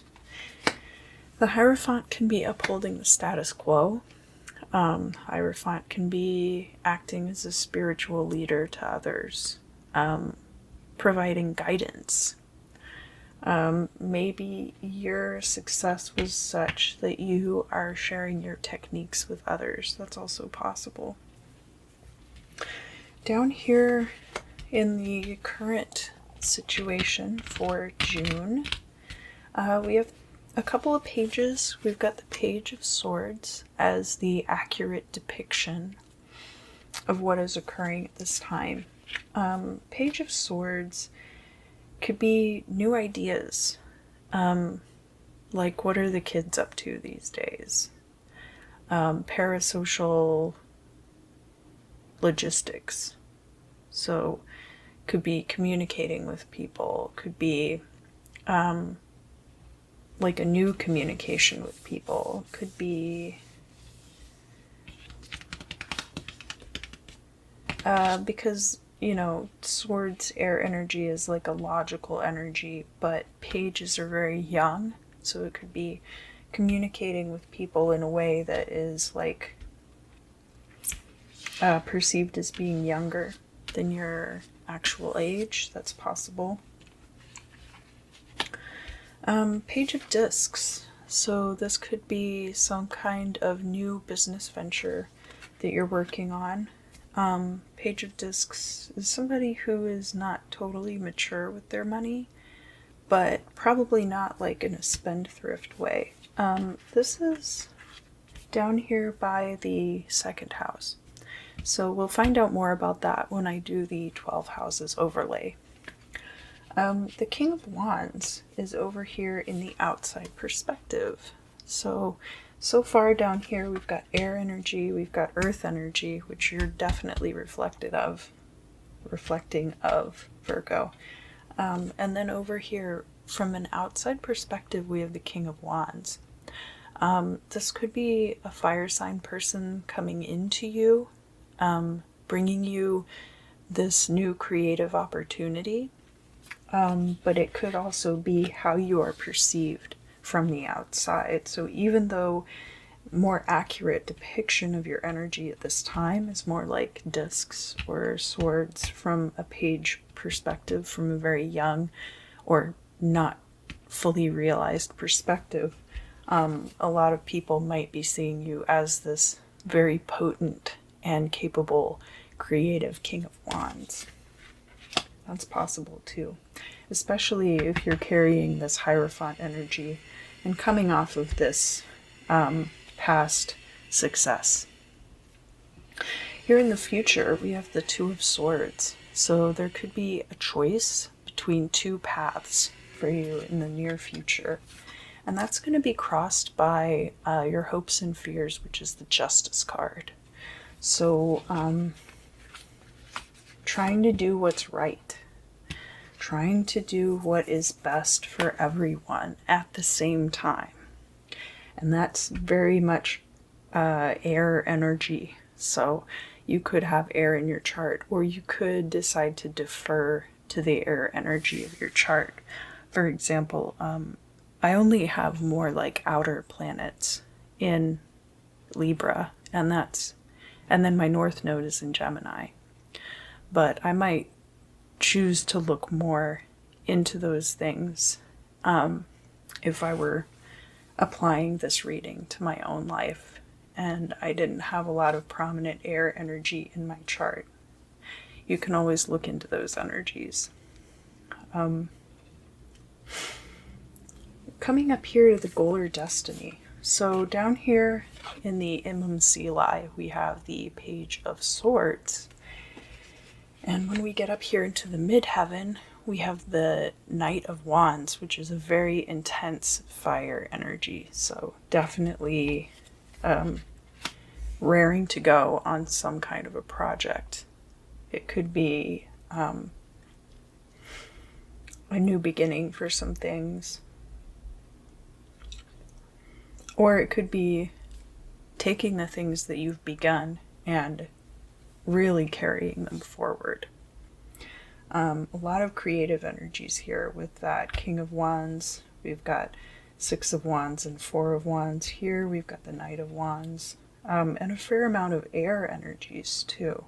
We don't really have as much earth energy. And we do have, finally, in the final outcome position, we have the Queen of Cups. So we have some water energy coming through. Queen of Cups is a very nurturing, maternal figure. But one thing about the Queen of Cups, which is different from some of the other cups, court cards, is that the Queen of Cups can be very closed off as far as expressing her emotions to others. It's a passive water of water energy. So we go from this fire of fire to water of water. That's an interesting contradiction, actually, to see here. So let's pull some more cards about it and do the overlay of the 12 houses spread. 1, 2, 3, 4, 5, 6, 7, 8, 9, 10, 11, 12. Starting out over here by the Six of Wands, we have the Six of Cups as well in the beginning. So really look back to the beginning, of that situation and see how it started. See where that victory, how the progression of those events took place. Down here in the second house, which is your stability and finances, we have the Four of Wands showing up again. So here we had it in the current position, and we also have it coming out down here in your second house. So everything seems to be very stable right now. There's kind of a celebratory energy around it, and maybe this represents like your first real success. The first time you've really had a good, successful run of something, beginning to end. Down here in the MMCLI, we've got a couple of court cards next to this Page of Swords. So we have the Queen of Collars, which would be the Queen of Pentacles, and we have the King of Cups, or the King of Hobbles. So Queen of Pentacles energy in the fourth house of home and family, it could be that you are supporting other people in your life financially, or that your home situation involves other people, and you are the one who is mostly like keeping up the home. And then in the third house, where we have this King of Cups, as far as your communication is concerned with others, third house is like communication, siblings, your immediate surroundings. So this King of Cups is also a very nurturing energy, but in a different way. This is emotional nurturing of other people. And could be how you are perceived by others or how you communicate with others, but could also be a paternal figure in your own life. Somebody who's very nurturing to you, and that could be a sibling. It could be a parent, but third house is more like siblings. It could also be communication from somebody who's nurturing. And going back to the elephant and kind of investing energy in other people, you have a ton of court cards here in your reading this month, Virgo. So it looks like there's a lot of people around you. Up here in the midheaven, so everything down here in the Imam Sili kind of sets up the events for what's going to happen in the midheaven. And we have in your 9th house, we have the Two of Wands. So you are at this time creatively exploring ways to improve yourself. Kind of looking into maybe taking classes or looking at, I don't know, maybe cosmetic procedures if that's something that you think would improve your life. I'm not saying that people need cosmetic procedures, but it does help some people. You might be starting a new workout regimen or trying to eat more healthily.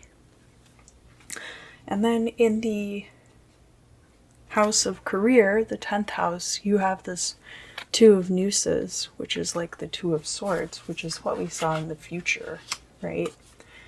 So there's going to be a choice for you as far as career is concerned. That's very exciting. Down here in the 5th house, we have the Page of Swords coming out again in your 5th house. And we have the King of Wands doubled up in the 6th house. I don't know why my camera is not trying to focus with me today. Okay. So King of Wands in the 6th house. That's your daily routines and your health. And is in opposition to where we have this King of Swords over here in the ending. King of Wands burning brightly, but not too brightly. I would say this is a very robust and healthy time for you, if this relates to your health. And because we have the King of Wands doubled up here like this, it might be that this is actually a person coming into your life who has a lot of great creative ideas and is going to help you move things forward. This Page of Swords showing up, being doubled up in the 5th house of creativity and romance. It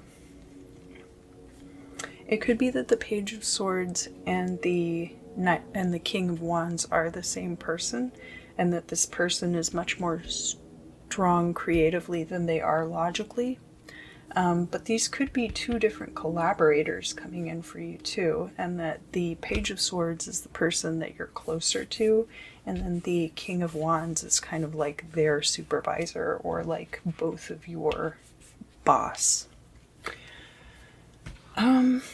Coming over here to the 7th and 8th houses and the future. Remember, we have the Two of Swords crossed by Justice, right? Trying to figure out what's going to be best for everyone. So in the 7th house, we have the 8 of Pentacles, the 8 of Collars. And this energy showing up for you in the 7th house is very indicative of like a business partnership coming into play. and having attained a certain level of success that opens things up for you as far as business partnerships are concerned. And remember that that's going to be in opposition to your first house, where we have the self and where we also have beginnings. So that was the Six of Cups, remember, looking to the past. All of these events of the past have set you up for this partnership. And then in the 8th house, we have the Nine of Cups. So a very good transition opening up for you, possibly. Nine of Cups is wish fulfillment, and having it in the 8th house is really one of the best places you can get it in the spread. Because the 8th house is also other people's resources, so you could have other people's resources coming in for you that you've wished for. Over here in the 11th and 12th houses, so we have the Queen of Cups. We have the Queen of Nooses or Swords in the 11th house showing up. So that's air energy in an air-ruled house. Can have to do with social media and can have to do with novel ideas. The Queen of Swords is very motivated by expressing her truth, whether or not that hurts other people. So it could be call-out posts on social media, feeling like you need to express things that have happened to you to groups of people. As far as novel ideas are concerned too, like the Queen of Swords can be manipulative, and if she's reversed, that can be manipulation, you know, that hurts or harms people. But it could also be, you know, being able to manipulate situations to your benefit. So it's not always a bad thing. And then in the final position, we have the King of Pentacles. So the 12th house is about endings and how everything will resolve. And we are moving from this energy of the King of Wands here in the 6th house. In opposition to that is the 12th house, and that's where we have this King of Pentacles showing up. So that could be you becoming this King of Pentacles here, and that's circling us back around to the past where we had that Six of Wands. And remember, in the first house we had that Six of Cups. So those energies kind of like recirculating back into this possibility of you growing from the Page of Pentacles into the King of Pentacles.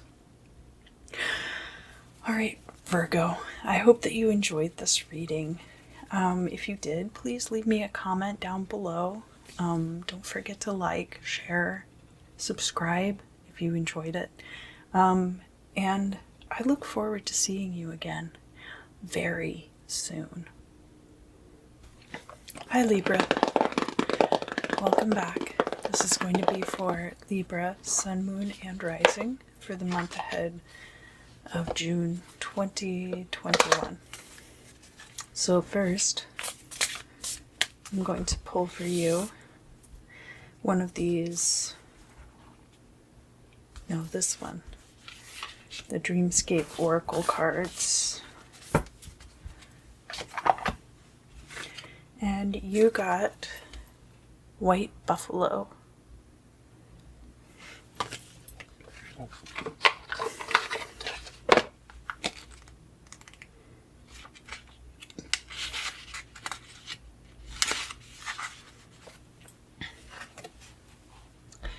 So, White Buffalo brought the sacred traditions to the indigenous American people. She stepped from the clouds to help the Lakota people survive. The white buffalo holds out a sacred pipe filled with tobacco as a peace offering. The 6 feathers which hang off the shaft represent one of the 6 rights she showed her people. Seventh right hangs off from her black hair. She wears the pelt of a white buffalo, the honored beast that gifted her name. The arrival of the white buffalo is a sign of restoring harmony and spirituality to a troubled world or life. Follow traditions that bring nature back into balance.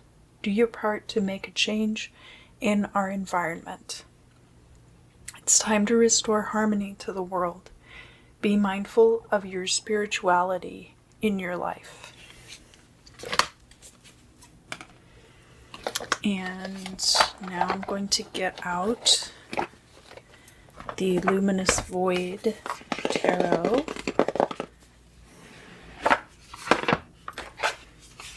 And I'm not focusing too much on the ASMR parts of the reading this month, just while I get like the new formatting stuff kind of ironed out, which I went into in the beginning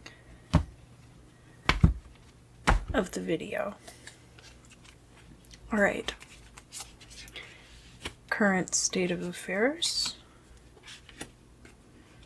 We have the past, present, and the future. The future. The future.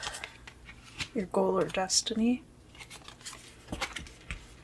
Your perspective on the current state.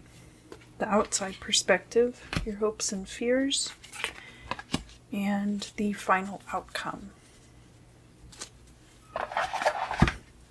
So, starting out, we have the Four of Cups crossed by the Page of Wands. It looks like you are entering a new creative phase in your life. But with the Four of Cups there, that either you're not ready to act on it yet, or you haven't seen yet the way that you want to start manifesting that. We have the Five of Pentacles in the past. So coming out of a time where you felt like you were left out in the cold in some situation. But in your perspective of the current state of affairs, you have the Ace of Pentacles, so it looks like you've resolved that in your own mind, and you're making a fresh start now. From an outside perspective, we have the Tower. So it might look from the outside like you're going through great changes. Or the world around you might be changing a lot.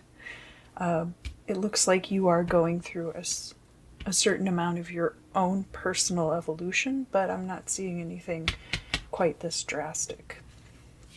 The truth of the matter is there is an emotional ending for you. This could be a resolution of a romantic relationship, but it can also just be coming to terms with your own emotional states. And working things out. It looks like you probably worked something out. The future, we have the Sun, which is a great card to get for the future. And that's going to be crossed by your hopes and fears of the King of Wands. So wanting to be seen as being charismatic, wanting to be seen as being powerful, as having a lot of creativity. And that being an evolution of this Page of Wands energy. In the goal or outcome, we have the Two of Cups. So coming from this Ten of Cups energy in the Imam Sili, this Two of Cups could then represent a new relationship coming in for you. And the final outcome, we have the Six of Pentacles. So this could be you loaning money to somebody else, or it could just be that you're finally in a position to loan money to somebody else. And now I'm going to do an overlay of the 12 houses spread.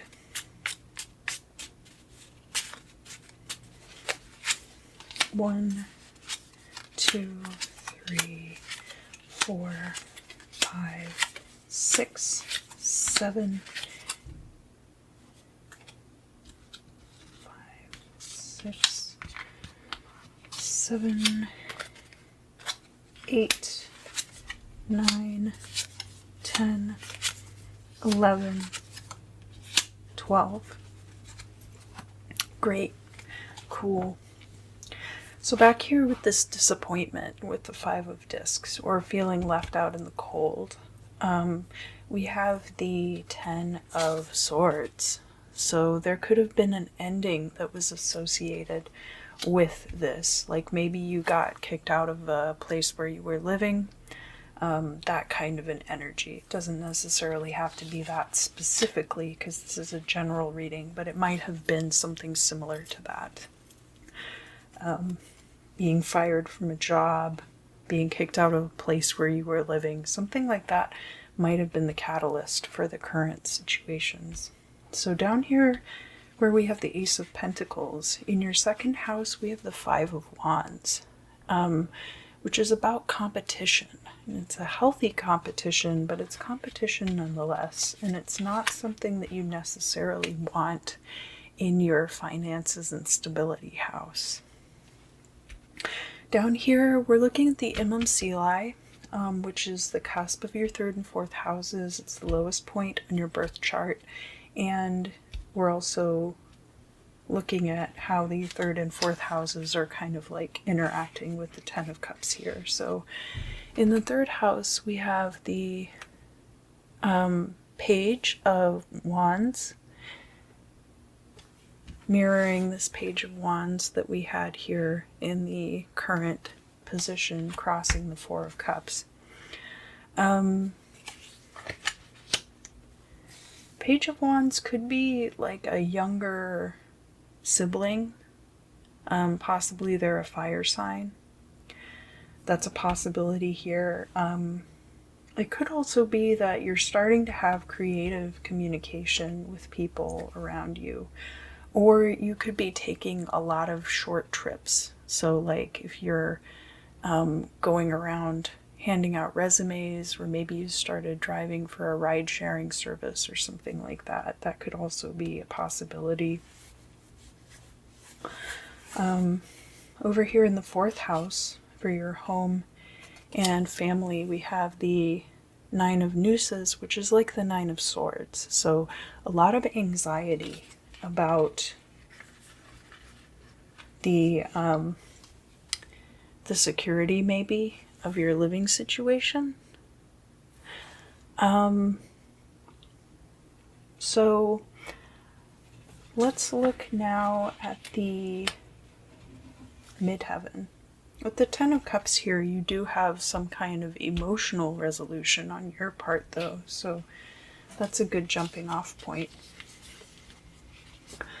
Up here in the midheaven, remember we have the 2 of Cups already, and we have the hobbles here also represent cups. So we actually have a lot of cups energy up here in the midheaven position. In the 9th house, we have the 9 of Cups, which is a wish fulfillment card. So it's possible that you've become the person that you've always wanted to be, that you've always striven to be. Here in the 10th house, we have the 7 of Cups. So the 10th house is career. And having that 7 of Cups there shows me that you have a lot of different options available to you, and not all of them are options that you want. So that's kind of the energy that I'm getting from the current position here with the 4 of Cups as well. The 4 of Cups, the implication is that all of those options are just fine. It's just that none of them are particularly appealing to you. With the 7 of Cups, it's much more difficult to see which options are good options and which options are not good options. So something to keep in mind. But this period of time is going to be setting you up for that. And there could be a romantic partnership that is tied in with all of this too. Possibly because you've become the person you always wanted to be. So great job, Libra. Over here in the 5th house and the 6th house. So this is over by the tower. So there might be a perception that from the outside that a cataclysmic event has happened in your life. In the 5th house, we have the 10 of Cups coming out again. So a mirror of the present situation. It's having to do with creativity, romance, and also children. So it could be your childhood. You could have resolved something from your childhood, and that could have been something that kind of like sparked all of this activity in the past. It could be a romantic resolution on your part that's going to set you up for this 2 of Cups in the future. So it could be the ending of a relationship, and it could have been something where you were living together and now you have to find a new place to live. So that's possible. Over here in the 6th house, we have the Ace of Swords. So the Ace of Swords is all about making some kind of change from within that's really going to change your life. You might be, I'm going to get on a new exercise regimen, I'm going to eat right, I'm going to wake up early, I'm going to really institute control over my daily routines. That could be coming out here with the Ace of Swords in the 6th house. And we'll get to it in a bit, but we have the Ace of Pentacles in the 12th house. So the Ace of Pentacles is in direct opposition to your 6th house, where we have the Ace of Swords. So that tells me this change might be somewhat financially motivated and wanting to capitalize on this new start. The Ace of Pentacles here, you're already in this mindset, and it does look like it will be coming in for you by the end of the month in June. Up here in the 7th and 8th houses, where you have the Sun, and you also have the King of Wands representing your hopes and fears in that situation, hoping to be perceived as this charismatic leader. So in the 7th house, we have the 6 of Cups. There could be something returning from the past. 7th house in opposition to the 1st house, which is house of self. The 7th house is the house of other. So that's romantic relationships, that's business partnerships. It can be open enemies, and it can also be court cases. So something like that could be returning from the past for you in the month of June. In the 8th house, we have the 4 of Wands. Now, either Leo or Virgo also got the 4 of Wands in this house. And it's a very good harbinger, because the 8th house is about transitions. It's about other people's resources. And the 4 of Wands can be a celebration such as a marriage. It's usually not a funeral, so the 8th house can be about death energies, but the 4 of Wands wouldn't really be a funeral unless that's part of your culture. If that's how funerals are handled in your culture, that would be one thing.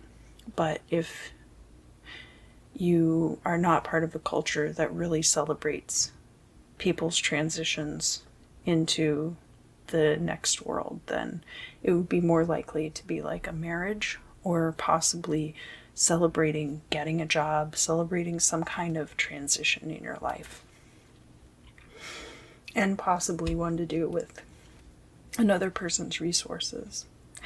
Remember too that this is in direct opposition to where we have the 5 of Wands in your 2nd house. So it could be that you are able to kind of leverage that competition in some way that leads you to a place of celebration. Over here in the 11th and 12th houses, so this is up here by the 6 of Pentacles in the final outcome position. In the 11th house, we have the 7 of Horns or 7 of Wands. This has to do with trying to stay at the top of the heap. So you could be trying to come up with new ideas, something that things that no one's ever thought of before. Novel ideas are in the 11th house. And then also social media. So you could be working very hard to try to become like a social media influencer, or leveraging your social media presence and trying to stay at the top of that heap. Down here in the 12th house, the house of endings, as I mentioned before, you have the Ace of Pentacles or the Ace of Collars. So that being this new beginning financially that you already feel coming into your life here in the present. Those hopes will be confirmed for you by the end of the month, Libra.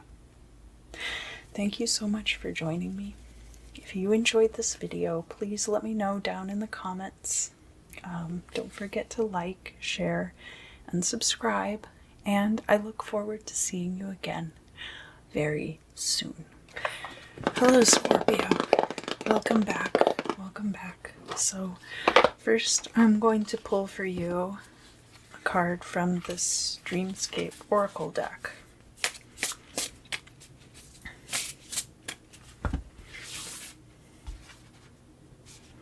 Yeah, this one right here.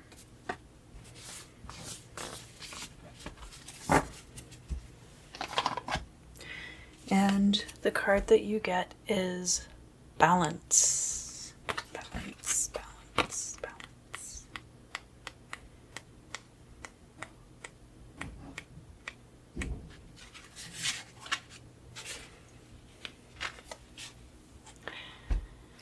The idea of a binary is a human concept.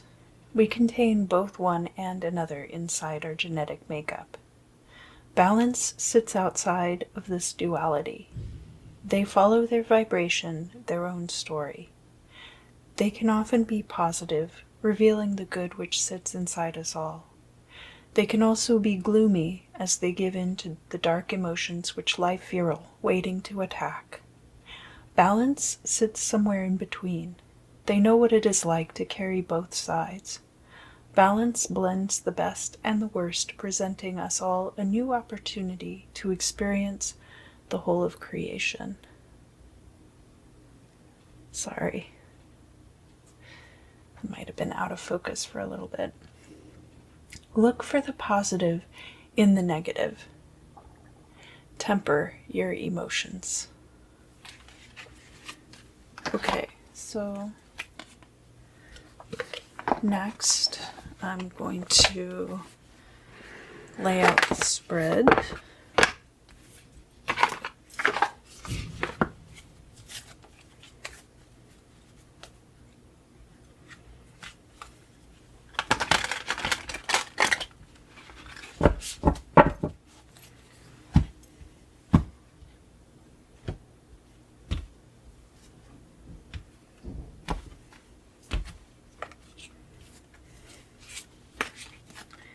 You have your the current state of affairs. We have the past, the present, the future, your goal or destiny. We have your perspective on the current situation.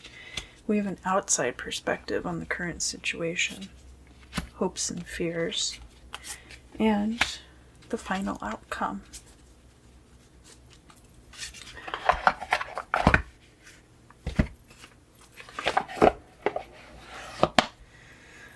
Alright, so in the current state of affairs, we have a victory, and it could be For some of you, it could have been that there was a third-party situation going on and there was a resolution to that in your favor. It could also be that you're experiencing a victory and you're surrounded by close friends. Three of Cups can be a close-knit friend group also. We have the Five of Pentacles in the past. So could have been a period of time where you felt left out in the cold, or you felt like things were against your favor. But Six of Wands, you've come out of that for sure. In the current situation, the present day, we have the Four of Swords, and the Four of Swords here is a period of rest. So you might be resting on your laurels quite literally after this, in this period where you're experiencing this victory. From your perspective, you have the Moon card. So you could be working on creative projects here, art projects and things. But the Moon can also be about things needing to be revealed, secrets needing to be revealed. From the outside, looking in, we have the Four of Cups. So people around you might see that you have a lot of options open to you, and that you're not really exploring any of them at this time. But it's more a period of rest. So their perception might be that you're inactive, but actually you're resting. So I wouldn't worry about that too much. And this Balance card is definitely indicative of, needing to institute balance in your life. Here in the future, we have the Nine of Wands. So, the Nine of Wands is a guarded energy. It's a guarded energy, but not in the same way as the Seven of Wands, where you are being directly attacked. The Nine of Wands is just guarding what you already have. And that is crossed by your hopes and fears of the Ace of Swords. The Ace of Swords is a change that you are instituting in your life from within. So it's not like the Tower or the Death card, which is circumstantial and happens to you. This is a change that could be on that same level, but you are instituting it in your own life. In the goal or destiny, we have the Three of Wands. This is something coming back to you. Something that you have put your energy out to receive is going to be coming in for you. Your ship's returning. And then in the final outcome, we have the Two of Pentacles. And this can be achieving a balance in your life. So let's find out a little bit more about what's going on. I'm going to lay out the 12 houses spread on top of these cards. So we have 1, 2, 3, 4, 5, 6, 7, 8, 9, 10, 11, and 12. In the past here with this Five of Discs, we have the Page or Knight of Swords in the beginning of this situation. You might have had to advocate for yourself, or you might have had to have someone advocate for you. So that Knight of Swords is somebody who's very concerned with championing causes leading to equality, to equity, seeking out justice. So that could have been you, or that could have been somebody acting on your behalf. If you have a lot of air energy in your chart, it could be you. Here in the second house, it looks like, with the Moon, you're kind of uncertain of some things, but you have the Queen of Pentacles there. And the Queen of Pentacles in your second house of finance and stability tells me that you're actually in a very good place financially. Down here in the Imam Sili, we have the Four of Swords, so a time of rest, which is going to be setting you up for this Three of Wands to be coming in the future. In the third house, we have the King of Wands. He's King of Horns in this deck. King of Wands is a very charismatic and potent energy. It's air of fire energy. So King of Wands is a creative and charismatic leader. And this could be how you are handling communication with others. It could have to do with short distance travel. Like if you're going around to the party circuit or something like that. The King of Wands could also be someone else in your life who's a fire sign. This could be a sibling of yours possibly. And they might be,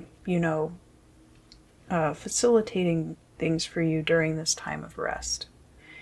In the fourth house of home and family, we have the Five of Swords.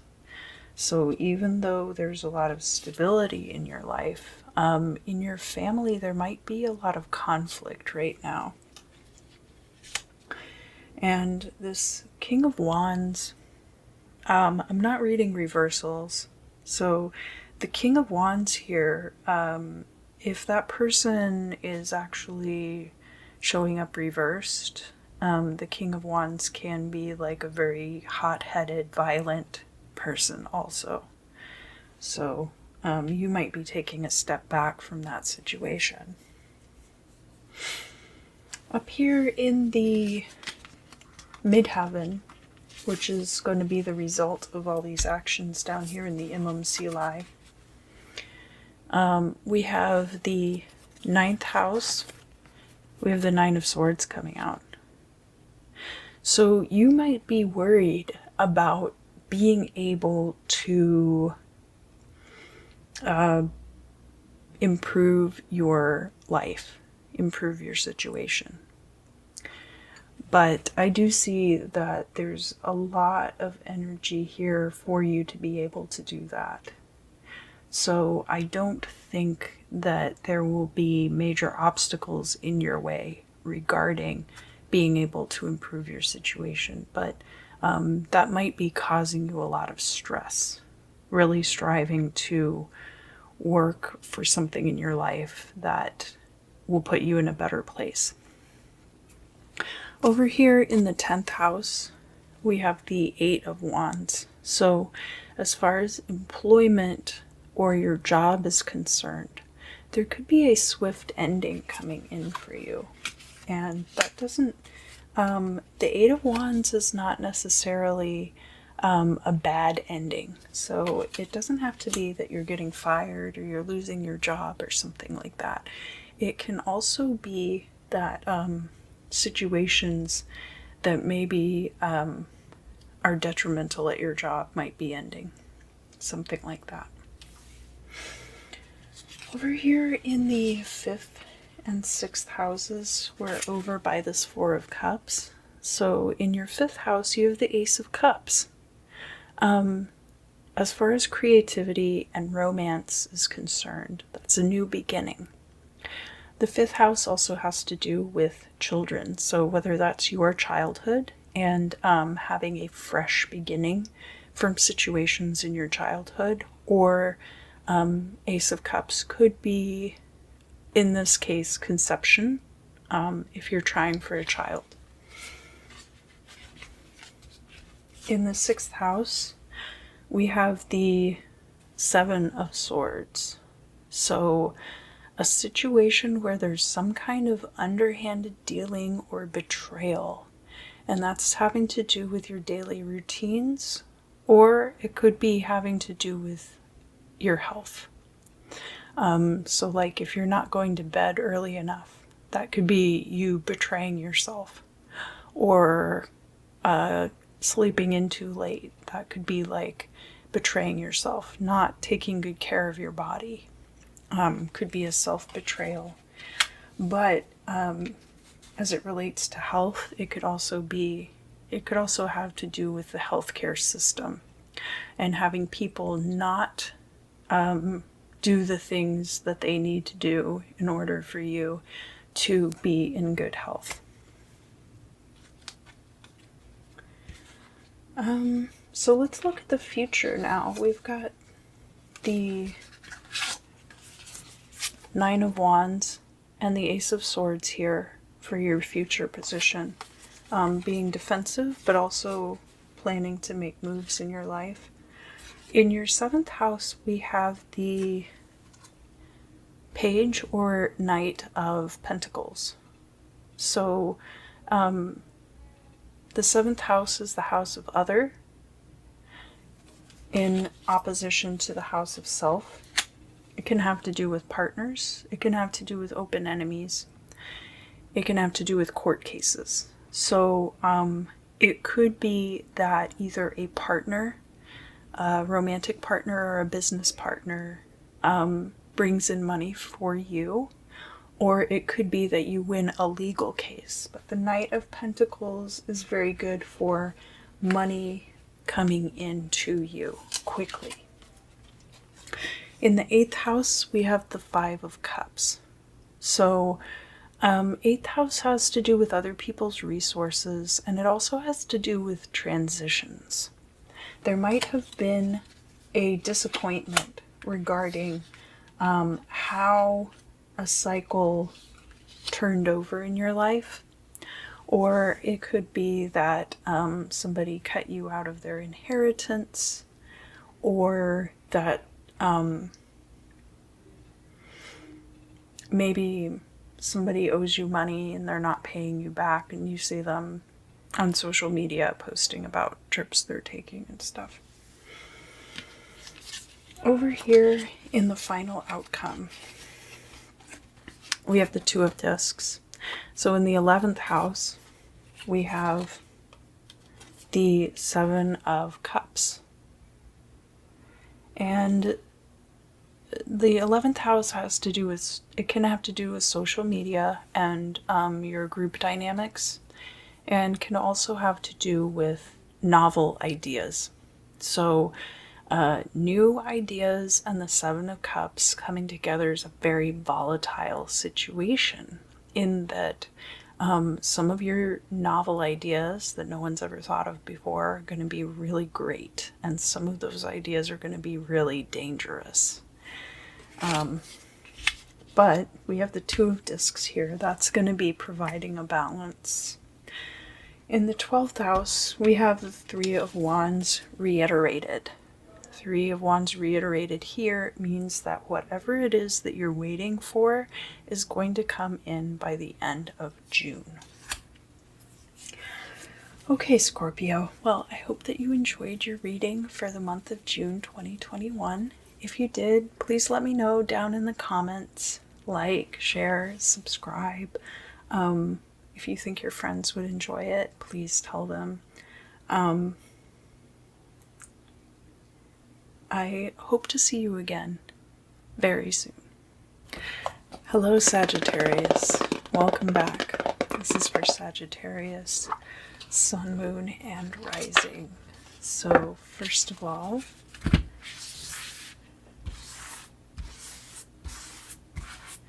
I'm going to pick for you a card from the Dreamscape Oracle deck. Yeah, this one. Okay.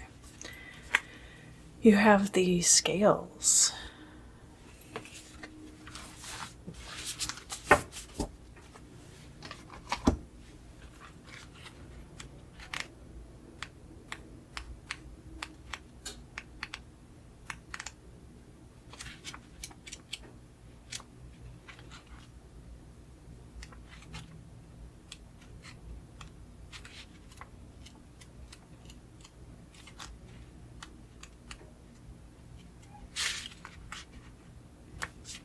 Okay. She holds the scales of justice delicately between her fingers. She weighs every spoken word people tell her in her presence. Each nuance, each word choice petitioners make gives their position away. Determining right from wrong takes an intricate skill.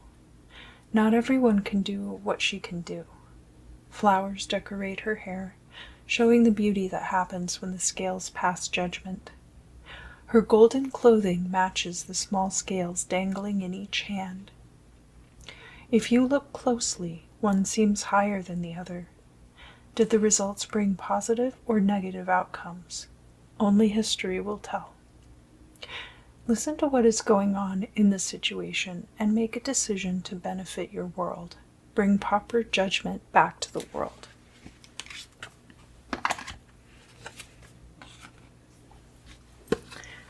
And now I'm going to pull out the Luminous Void Tarot.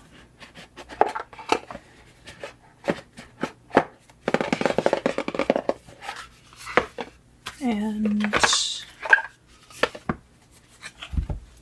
we will look at the spread.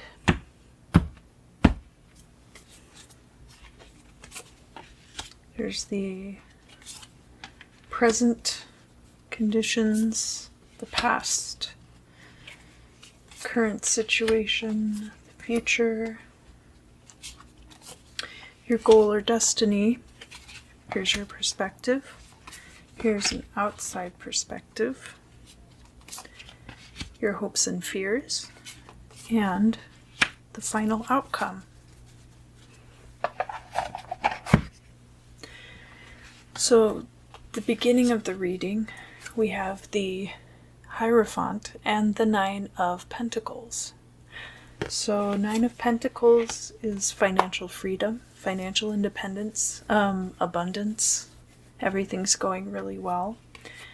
Crossed by the Hierophant, you could be providing guidance for people in your life. The Hierophant also has to do with the status quo, so there might be ways in which you are protecting the status quo. In the past, we have the Four of Wands. The Four of Wands is about celebration. It can be a wedding, some kind of joyous occasion, possibly. There could have been a celebration of reaching a point of abundance, and that's what you're seeing here with the Nine of Pentacles. In the current state of affairs, we have the Eight of Wands, so that's going to be a swift ending to something. It doesn't have to be bad, just that something is drawing to a close. Your perspective on this is the Four of Pentacles. You might have set aside quite a bit of money in advance of this. Four of Pentacles can also be like an insurance policy. It has to do with insurance policies, investments. Can also be about hanging on to things. So you might be hanging on to things too. The outside perspective is the Knight of Cups. Being in your feelings about things. This could be someone's outside perspective of you, or this could be somebody that you're dealing with. So the Knight of Cups could be a water sign, Cancer, Scorpio, or Pisces. But the Knight of Cups could also just be somebody who is very ruled by their emotional states. And so you might be, holding on to things, and they might be overly emotional about things, and there be an ending that is brought because of that. Not necessarily that you wouldn't be friends anymore, or if it's a romantic situation that you would break up, just that there might be some situation that ends up coming to an end. Because in the future, we have the Chariot, which is another card about victory. So good things are coming in for you in the future. This is going to be crossed by your hopes and fears, which we have the Ace of Wands. You're hoping that you will have the power to carry through. And because you have the Chariot here, I think that's a good possibility. Up here in the goal or outcome, our midheaven position, you have the Three of Wands. This Three of Wands is about things coming in for you. So the implication being that you've put energy out into the world, and now you're seeing the return on that energy that you've put out. And in the final outcome, we have the Magician, which is an awesome card to get in that position. It definitely looks like you will be able to manifest all of the things that you're working towards in the month of June. So now I'm going to get out my playing card deck. And the suits of this are slightly different. So there is a way that I am corresponding it to pentacles and cups and swords and wands. And I'll describe it as we go through. 1, 2, 3, 4, 5, 6, 7, 8, 9, 10, 11, and 12. So over here by this Four of Wands in the past, we have the Two of Wands also. So a lot of Wands energy there. In the beginning, you might have been looking forward. Two of Wands is a lot about foresight. It's kind of the opposite of the Fool card, of not looking forward. And surveying what is possible. So we kind of have a cycle here.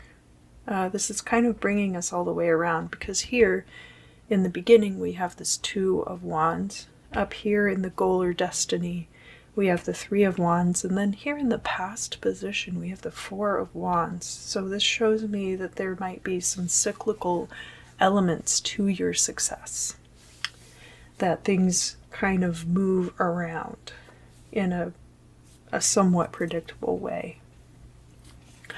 In the second house here we have the Five of Pentacles. So in your house of finances and stability, we have the Four of Pentacles here, and then in that second house we have the Five of Pentacles, which is about feeling left out in the cold. So kind of what we might be looking at here is a situation where you sense instability in your life, and you have hedged yourself against that with this Four of Pentacles here. Down here in the Imum Celi, this is the lowest point in your birth chart in the astrological wheel, and is the cusp of the third and fourth houses. So these events are going to lead us straight up here to the midheaven. All of this is going to be setting the stage for what happens here in the midheaven. So we have this Eight of Wands, and that is complemented by, those are hobbles, but this is the Ten of Cups card. So I'm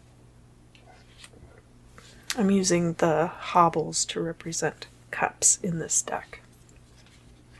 Ten of Cups is an emotional completion, so it very well could be a breakup, but it could just be the end of a cycle within a relationship. So based on both of your behaviors, this Eight of Wands and this Ten of Cups shows me that there's going to be some kind of ending, And because it's a 10 of cups and not like a 10 of swords, for example, it's probably an amicable ending of some kind. So either you come to a mutually better arrangement, or it could be that there is a breakup, but that you part ways amicably, that it's not, it's not contentious. You're not on bad terms. Over here in the 4th house, we have the 3 of Horns, which is the 3 of Wands. So we see that again up here in the midheaven position, right? So down here in the 4th house of home and family, there could be things that are coming around for you. That maybe you want to buy a house. That might be something that's becoming a possibility. Maybe you had helped out your family and now they're turning around and helping you. It's going to be something like that related to those things. And it's going to provide us a direct connection then up here into the future events that we're looking at with the midheaven. So here in the 9th house, we have the Queen of Pentacles. Those are collars, so I'm using the suit of collars in this deck to represent pentacles. The Queen of Pentacles is someone who is financially independent. It's very much like the 9 of Pentacles energy, actually, in that this is potentially a financially independent woman. So somebody who would not necessarily otherwise be able to achieve financial independence, speaking in historical and socioeconomic terms. Not that it's not possible, just that it's basically like, it doesn't matter your circumstance, you're going to be successful. That's kind of the energy of the 9 of Pentacles and the Queen of Pentacles both. So that being in your 9th house, it could be because of your education, but it's also things that you do to elevate yourself. So there could be travel, there could be higher education, but that you will have the resources to carry through with any of these things that you desire, basically. And in the 10th house, which is your house of career, we have the Queen of Swords. The Queen of Swords speaks her truth, and she is able to configure things using logistics. Yeah, it could be manipulation, but it's not just about manipulating things. It's about being able to move things around in a way to benefit you. And it doesn't necessarily mean that it won't benefit other people as well, just that you are capable of doing things like that. And 6th house. We're looking at this Knight of Cups person. We have the 9 of Wands. Somebody being defensive, possibly in romance. It could also be in a separate scenario. It could be related to children. So either you being defensive because of something that happened in your childhood, or the Knight of Cups could represent a child of yours, and them being defensive about something. In the 6th house, which is your daily routines and your health, we have the Nine of Pentacles being echoed again. So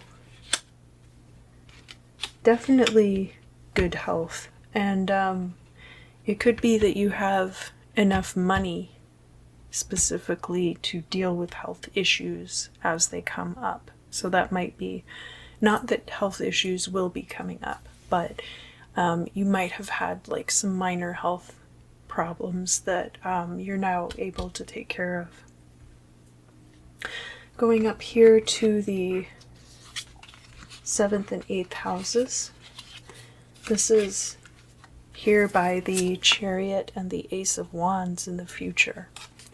So in the 7th house, which is partnerships, it's the house of other in opposition to the house of self.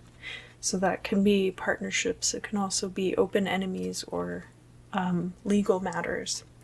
We have the 7 of Swords. So there could be some kind of betrayal there with an open enemy or with somebody that you're in a relationship with. Unfortunately, either one is possible. Up in the 8th house, we have the 5 of Wands. So the 8th house is other people's resources, and it also has to do with transitions, transitional energies. So 5 of Wands can be combat, not like not pugilistic fighting, but like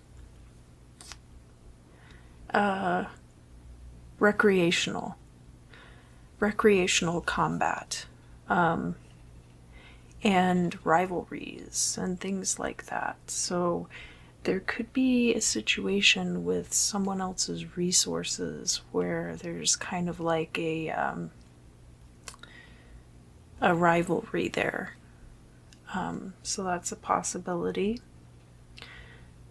It could be a rivalry tied to an inheritance. It could be like you comparing what you have to what someone else has. I guess those things are all possible. Over here in the final outcome position, that's next to the 11th house and 12th house. So in the 11th house, we have the 7 of Pentacles. And the 11th house can be things like social media and social groups, and can also be about novel ideas. So you could be working very hard on your social media presence for some outcome. Maybe like an advertising campaign or something like that. That's kind of the energy of the 7 of Pentacles in this house. And looking for new ways to reach a wider audience with some kind of product, maybe that you're putting out there, or a YouTube channel or something like that. And then finally, this is bringing us back around to the 12th house of endings. And in that house, we have the 2 of Pentacles. So the 2 of Pentacles coming out here, everything being brought finally into balance at the end of June. So there's a lot of interesting energies here, a lot of interpersonal dynamics getting hashed out. It doesn't look bad though, it looks really good actually. And I think that you'll have a great month.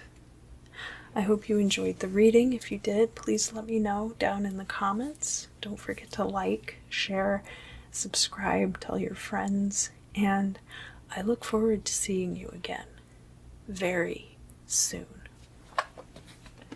Hello Capricorn, welcome back, welcome back, welcome back. So first I'm going to draw a card for you from this Dreamscape Oracle deck.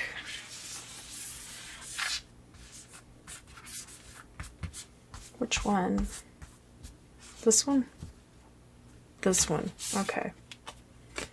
You get the sea turtle.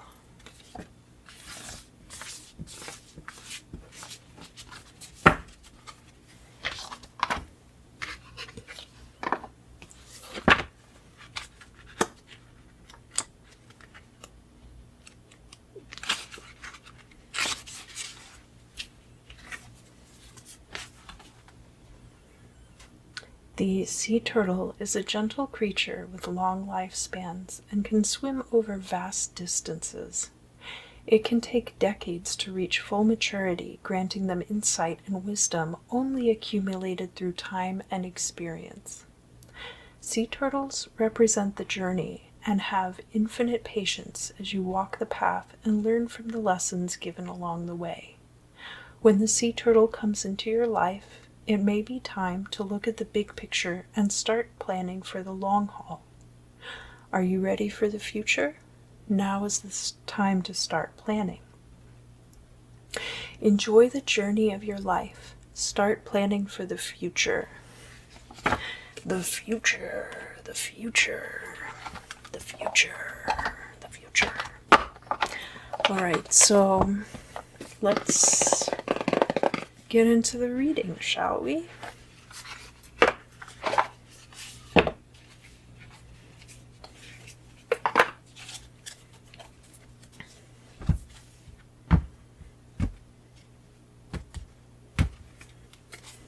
And this will be for Capricorn, Sun, Moon, and Rising signs. So don't forget to check all 3 of your major placements, as well as any other placements that you might be curious about, like your Venus for love, or Jupiter for wealth and expansion.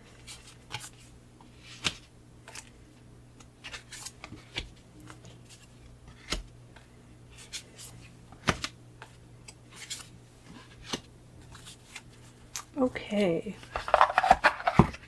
let's see what we have here. So it looks like you're coming to the end of an emotional cycle currently, and you have hedged your bets about this quite a bit. So the 4 of Pentacles, you're holding on to things. So you might even be resisting this ending. That's possible.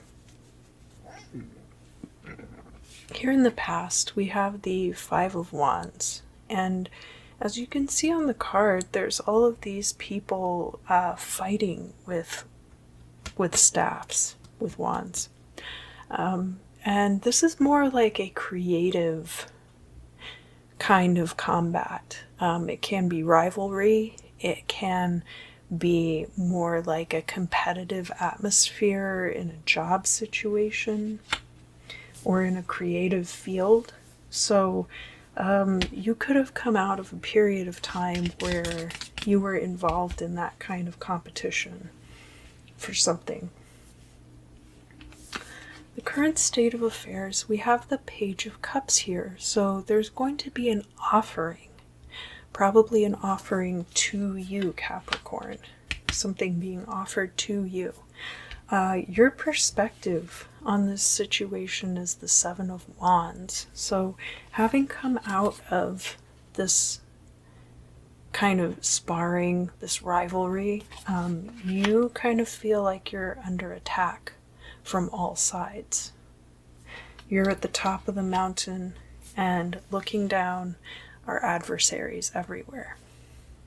Kind of a paranoid place to be. But the outside perspective is the 6 of Cups. This can be something returning from your past. So maybe you have friends coming in from the past. Maybe you have this offering is something that is coming to you from the past. So, and because it's cups, it could be an emotional offering of some kind. In the future, we have the King of Pentacles, the King of Discs. This could be you, Capricorn. It's a very Capricorn energy, but it's financial stability. It's a good financial energy to have. And that's crossed by your hopes and fears, which is the Two of Discs. You are hoping for some kind of balance. This could also be financial equality between you and another person also. It could be a business partnership as well. You could be hoping for a business partnership with somebody. Up here in the goal or destiny position, we have the High Priestess. And this figure is a very mysterious looking figure. They're kind of misshapen and very occluded. So the High Priestess is about secrets and secret knowledge. You could be possessing secret knowledge. That is definitely something that could be the case in the future. That you have unraveled all the secrets of the universe. And here in the final outcome position, we have the Knight of Swords. And the Knight of Swords is a champion for justice. This person could be an advocate for you, or you could be advocating for others. This could be an air sign person. So I do see that sea turtle talking about setting yourself up for the future. That's definitely, it looks like that's where you are sitting right now. Let's put the 12 houses spread on top of this and see what other information we can get. So 1, 2, 3, 4, 5, 6, 7, 8, 9, 10, 11, 12. Here in the first house of beginnings, which is right by this Five of Wands, we have the Knight or Page of Wands. The suits on these cards are kind of different. So this is the suit of Horns, which I equate to the suit of Wands. Fire energy, basically. So if this is a Page or Knight of Wands energy, it could have been a very fiery, passionate energy that you had about this Five of Wands situation. Whatever it was you were in competition for, you felt very passionately about it, and you had the energy to compete. Here in the second house, so the suit of hobbles I am equating to the cups. So here we have the Page of Cups or the Knight of Cups coming out, but we already have the Page of Cups here, so I'm going to look at this like the Page of Cups, that this is referencing this offering here. The second house is your finances and your stability. So this offering might be something that enriches the finances or enriches the stability in your life. Down here in the Imam Sili position, that's where we have this Page of Cups. And the Imam Sili is the lowest point on your astrological wheel.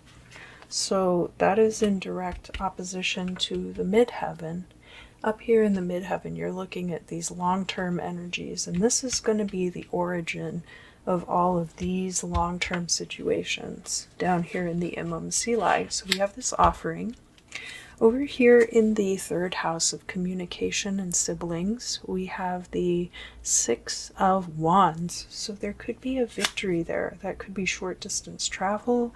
You're getting to travel around again and move freely. It could be communication. You might have had a victory where communication is concerned, or a victory with siblings or in your immediate surroundings, like your neighborhood.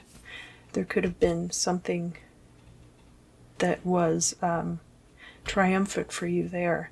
And this does, of course, stand in contrast to the other wands that we already have here on the table of the Five of Wands and the Seven of Wands. So this victory might be related to this situation in some way. It's possible. Or that the Page of Cups is bringing in this victory. The fourth house is your home and family, and we have the Five of Pentacles there, the Five of Collars, which I'm equating to Pentacles.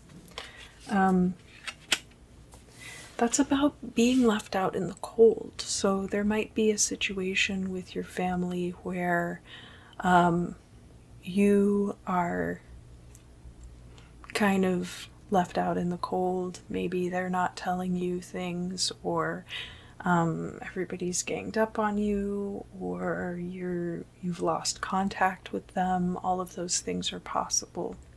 As far as your home life, I don't think that you are necessarily having to move or anything like that. It's probably related more to family, because all of the other cards here about your stability and about other things like that, not necessarily that you wouldn't have a place to live. Let me just say it like that. Over here in the 5th and 6th houses, so this is this Six of Cups, something possibly returning from the past. In the 5th house, we have the Three of Cups, so that could be related to creativity, romance. It can be related to children sometimes too in the 5th house, but because this is the Three of Cups, it could be that you are playing the field right now, that you're kind of dating non-exclusively at this time, and keeping your prospects open as it comes to romance. Up here in the 6th house, this is your daily routines and your health. And we have the Three of Pentacles there. Three of Pentacles, you might be working with groups, so there might be part of your daily routines is working with groups. And it could also be that you're getting the hang of taking care of your body. So it could be related to your health in that way. You could be getting really good at your particular workout routine, finally settling into something that works for you. Those things are possible. It's very interesting that we have the Three of Cups and the Three of Pentacles in consecutive houses here. These two threes sitting next to one another. Over here by this Six of Cups, something returning from the past. So 3 plus 3 being 6. Over here we've got the future, which is where we had the King of Pentacles and also the Two of Pentacles, hoping for balance. In the 7th house, you have the Seven of Cups. So that makes a lot of sense if you're dating around. You have a few potential partners, possibly, around you. Some of them could be very good fits for your lifestyle, and some of them could be not a very good fit for you at all. Lots of options there. That can be romantic partners. It can also be business partners. And you're approaching it with passion. We do, remember, have this either Page or Knight of Wands over here in the 1st house. So this is going to be also how you're approaching these relationships. Up here in the 8th house, which is transitions, this also has to do with other people's resources. We have the Nine of Wands. So there's some kind of defensiveness there. You could be on the guard against change. You could be very resistant to change right now. That's kind of what I was seeing in the initial position, the current state, where you have this Ten of Cups. There's some kind of emotional ending for you, an emotional cycle ending, and you got the Four of Pentacles with that, showing that you're probably quite resistant to that change. So I think that's just coming out again here in the 8th house. Up here in the midheaven, we have the High Priestess. In your 9th house, we have this King of Cups. So trying very hard, you're working on becoming a very nurturing person. I think you're trying to become the best emotional version of yourself possible. And then in the 10th house, we have this Six of Pentacles. So 10th house is the house of career. And the Six of Pentacles sometimes has to do with lending money. So you might actually have found a way to lend money to other people and get a return on it, and that's how you're making your money. It could also be speculation, so this could be like stock market or something like that. And this is in direct opposition to the 4th house down here. Your 4th house and your 10th house are opposed to each other in the chart. So remember, you had the Five of Pentacles down here in your 4th house, feeling left out in the cold about something. But I feel like, financially speaking, you're quite comfortable. And that would fit in with this High Priestess energy, kind of like having knowledge that others do not have that you're able to use to your benefit. So this offering is going to be leading up to these things, possibly. Over here, where we have the Knight of Swords and the final outcome, we have this 9 of Cups in the 11th house. The 9 of Cups is a wish fulfillment card, and the 11th house has to do with novel ideas and can also have to do with your social circles and groups of people. So there might be a wish fulfillment there.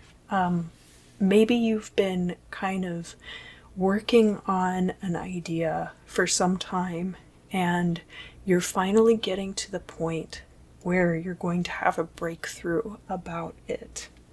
And this is in opposition to your 5th house, where you have creativity, romance, and children. So in your 5th house, you had the 3 of Cups. Over here in the 11th house, you have the 9 of Cups. So there's an evolution there that's going to take place. Threefold, it looks like. Like there's a lot of multiples of 3 here. So there's, you know, the 2 3s here, and then the 6 of Cups here, and then up here you've got the 9 of Cups. So just keep that in mind. And this is, of course, by this Knight of Swords, which could be an idea coming in swiftly to you. It could be a person who's an air sign, but it could also be representative of an idea coming into you quickly. And then here in the 12th house, to close out the reading, the end of June, we have the 9 of Swords. So there's going to be some anxiety, possibly sleepless nights. This house is in opposition to your health and daily routines, where you have the 3 of Collars or the 3 of Pentacles, which is, you know, can have to do with working with groups, can have to do with getting a handle on your health, and seeing finally what works for you the best. So there being anxiety about some of these things, there's really nothing to be anxious about. To me, what it looks like is that what you're really anxious about is the change, is the idea of change. So none of this is going to be bad, and if you're able to just relax and enjoy the ride and let go of, some of these more tumultuous energies that you're leaving behind you, that you will greatly enjoy the month of June. Capricorn, thank you so much for joining me today. If you enjoyed this reading, please let me know down in the comments. Don't forget to like, share, and subscribe. And I look forward to seeing you again very soon. Hello, Aquarius. Welcome back. Welcome back. So, first I'm going to be pulling a card for you from the Dreamscape Oracle deck.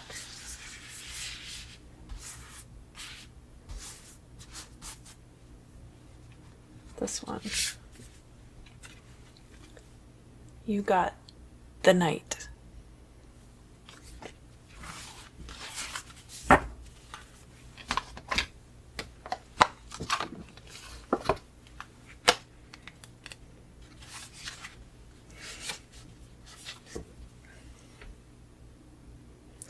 The Knight transports deep, dark, dreamy scents with him. He moves slowly, effortlessly through the streets. His incense spills from the censer, coloring the air with its perfume. The smoke hangs thick in the air, blanketing the world in darkness. The Knight wears the stars at his waist. Each speck twinkles with each movement, blinking in and out with each step. He wears a head wrap filled with the colors of the sky. The cover appears white up top and then darkens into the daytime glow cast by the sun. He walks everywhere, bringing dreams and nightmares to everyone as the day falls away to meet the shadows. Don't be afraid of the dark, and also don't be afraid of a contrasting opinion.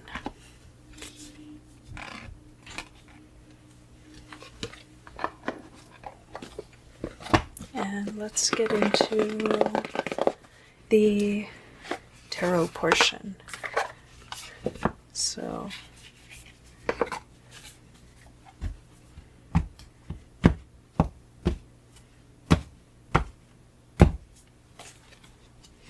here's the current situation. This part of the video is for Aquarius, Sun, Moon, and Rising. So don't forget to watch your other placements.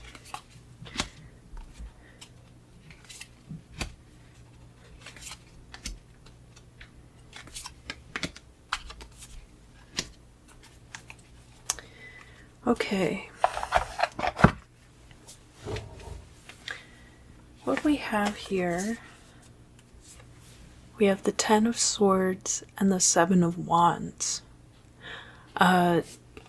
There is some kind of very dramatic ending occurring with the 10 of Swords. And with the 7 of Wands crossing it, it's possible that you feel kind of paranoid. You might feel like you're being attacked from all sides. In the past, we have the 4 of Wands. So the 4 of Wands is a celebration. It looks like there could have been a very happy time in your immediate past. The current state of affairs, we also have Temperance showing up here. Temperance is about your artistry that you put into everything that you do, in addition to balance. So it's not just about balance, moderation, and all things being equal. It's also about the finesse of your livelihood. From your perspective, we have the 3 of Discs. Somebody who has reached a point in their job where they're able to perform job functions independently, but are still have their work checked by another person. This could also be working in groups, but your professional opinion being respected at this point. From an outsider's perspective, we have the Page of Swords. The Page of Swords could be somebody speaking immaturely, could be somebody with a lack of maturity, but not necessarily the case.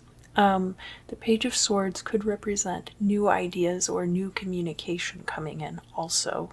And because it's the page, it could be a person who is bringing these things in. As an Aquarius, you could be represented by the Page of Swords here, but that's not necessarily the case. The Page of Swords is not an energy I typically associate with Aquarius, but it is possible. In the future, we have the Queen of Cups. So the Queen of Cups being someone who's very nurturing, but also not terribly forthcoming with their own emotional states. So somebody who might be very private about their own emotions, but is very nurturing and kind to others. And your hopes and fears regarding the future is the Nine of Wands. This is a very defensive energy. Defensive. So, definitely a progression of this Seven of Wands energy. Your goal or outcome is the Ace of Wands, a new creative beginning, a new potency coming into your life, a new cycle of power for you. And based in this, what's going on in the current position with Temperance. So when I pull the 12 houses spread, we'll find out more about this. And in your final outcome, the King of Swords. As an air sign, this could definitely represent you standing in your power as the King of Swords. A man with a silver tongue, somebody capable of great persuasion of others using logic and facts. This is air of air energy. Very mobile, very active.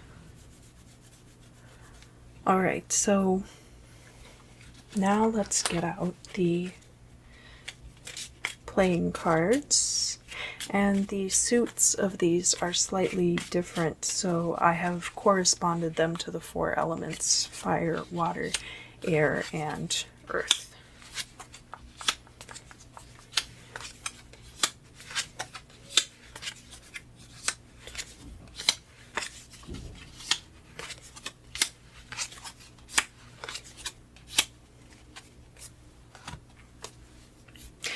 Okay, so the first thing that we have here is the Ten of Pentacles as the beginning of this situation. This could be the end of a financial cycle. It could be the end of a project where you got paid out for something. And that being here with the Four of Wands, it could have been the end of a very successful contract of some kind for you, or a very successful job where you had a big payout and you celebrated that success. Here in the second house, this is here with your Three of Pentacles energy, working with others possibly. We have the Ace of Wands showing up again here. So we have the Ace of Wands up here in the midheaven. We'll be looking at that shortly. And then we also have it in your second house of finance and stability. So to me, that says that the outcome up here in the midheaven is going to be tied to your finances and stability. Down here, this is the MMC. These are all the events that are going to set you up for your goal and destiny up here in the midheaven. So we have the Temperance card as part of this tableau. In the third house of communication, siblings, immediate surroundings, short distance travel, we have the Two of Wands. So you could be going through your address books, testing the waters as far as communication is concerned with different people, reaching out to people, kind of like looking at maps of your area to see what's around you is possible also. Checking out Google Maps, how far away am I from X, Y, or Z place? That would definitely be Two of Wands energy. Working smarter is something that comes to mind here, where we have the Temperance card and the Two of Wands together in that context. In the 4th house of home and family, we have the Page or Knight of Swords, the nooses being air energy in this deck. We have the Page of Swords here in the position of outside perspective. So I'm going to say that this card here is mirroring this Page of Swords. This could be a younger relative, possibly. Page of Swords energy in the home and family. It could be a troubled teen. You could be dealing with a younger relative who's not like they're going through a difficult time, but that they might be going through depression or different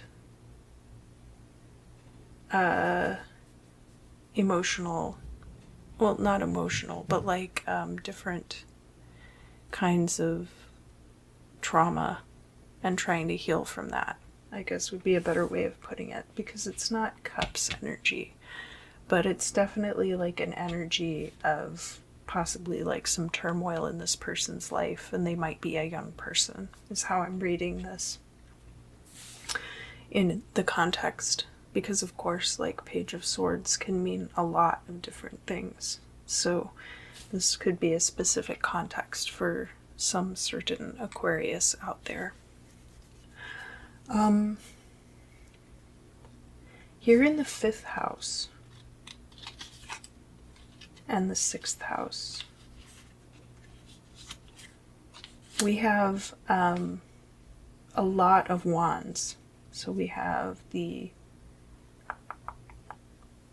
10 of Wands here in the 5th house, which is about burdens. This person could be your child, possibly, and they're dealing with burdens like depression or other mental issues that they're working through, and that could be a burden to you. This person could be a romantic partner, possibly too, represented by the Page of Swords, going through these same kinds of issues, especially if you share a home with this person. And in the 6th house, we have the 9 of Wands. 9 of Wands is, again, this very defensive energy. We have it here in your hopes and fears. And in the 6th house, where you have daily routines and health, you could be shoring yourself up, like taking a lot of preventative measures with your health, or like setting multiple alarms to wake up in the morning to make sure you get up at the right time, or taking lots of vitamins. All of these things are possibilities. Up here with the 7th and 8th houses, we're starting to look at the future, where we have this Queen of Cups and the 9 of Wands, right? So in the 7th house, which is the house of other, the 1st house being the house of self, the 7th house in opposition to that, dealing with other people's energies. So that would be partners, but also open enemies and court cases. And we have the King of Swords there. So remember, we have the King of Swords here in the final outcome. And we have the King of Swords here when it comes to your relationships with other people one-on-one. he said, she said. So you might be mirroring a lot, is what I take from this. It's possible that you're dealing with another air sign who's very much like you, because of course we have this Page of Swords down here, and then we also have this King of Swords. Now I take you to be much more aligned with this King of Swords energy, Aquarius. But you might be, what this might represent here in the house of other is that you are mirroring with other people, so that you might be projecting intention upon other people, and there might be some obfuscation when it comes to understanding other people's motivations and emotional states, because you are projecting yourself onto them.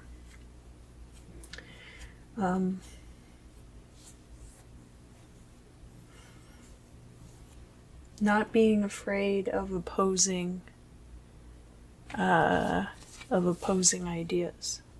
Not being afraid of opposing ideas. Just because someone doesn't agree with you doesn't mean that they're a bad person. It's how both of you handle that.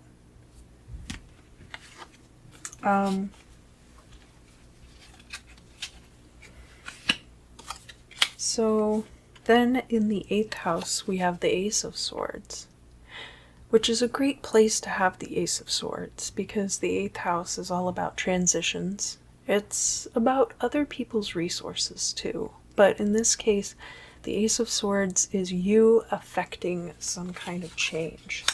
And that change might involve someone else's resources, especially if you're dealing with this Page of Swords person.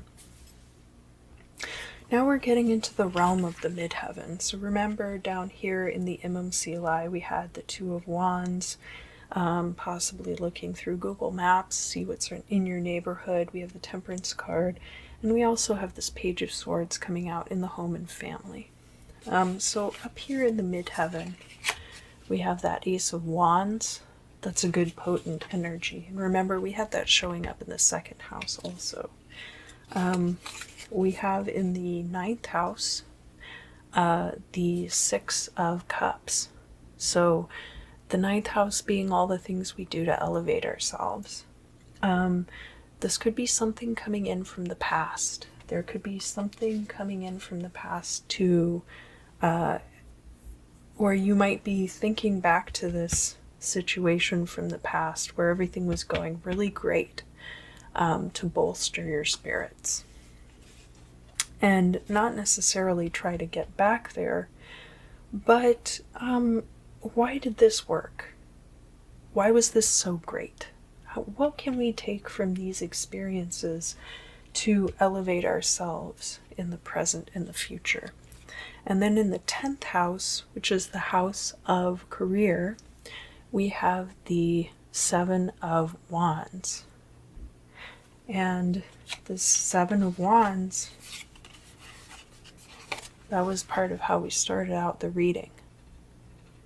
So a very defensive kind of an energy, definitely. And this being in opposition to the house of home and family, where we have this Page of Swords, I do feel like you and this Page of Swords are at odds with each other. I really do. But let's keep going, because I think things are going to get better. There's definitely going to be an ending in the present, but we finished the reading really strong. So let's keep going. We had the final outcome is that King of Swords, probably you, in the 11th house, which has to do with your social groups, can involve social media, and can also have to do with novel ideas. We have the Queen of Wands, the Queen of Horns, and she is a very charismatic and charming individual. So in your social groups, I think that you are showing up as the Queen of Wands energy and being very charismatic, very likable, and people are responding to that.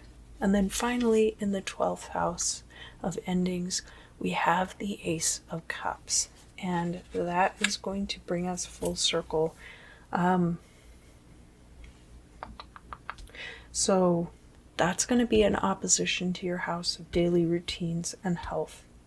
And I just want you to know that it represents an emotional renewal in a situation. So it might take until the end of June, but I think whatever's going on with this Page of Swords person, there's going to be an ending, but there's also going to be a new beginning at the end of the month. Aquarius, I hope you enjoyed this reading. If you liked it, please let me know in the comments down below. Don't forget to like, share, subscribe possibly. Let your friends know if you think they would get something out of this video. And I look forward to seeing you again very soon. Hello Pisces, welcome back, welcome back, welcome back. So this is going to be for Pisces, Sun, Moon, and Rising signs. Don't forget to watch your other placements. I'm going to draw a card for you from this beautiful Dreamscape Oracle deck. What, this card? Yeah, this card. You got the Fawn.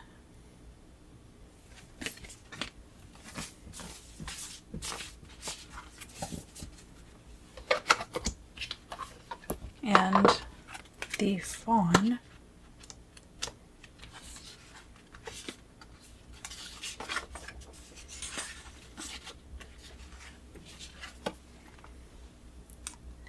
is the title given to young deer in their first year. They are lighter colored, and this coloring helps them blend into their surroundings to survive. In many cultures, fawns symbolize new financial beginnings. They can also indicate when a significant life change is coming in your direction.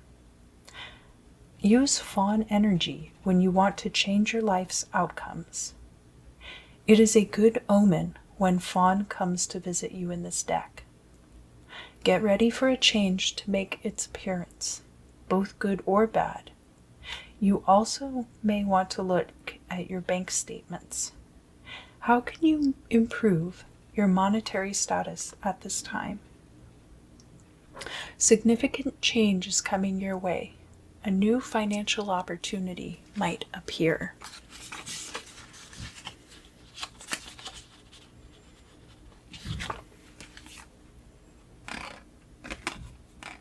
There we go. And let's get into the card reading portion of the video.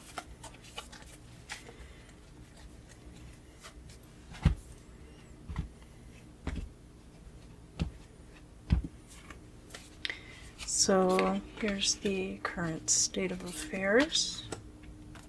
Ooh, 2 aces out right off the bat. That is a new beginning for sure.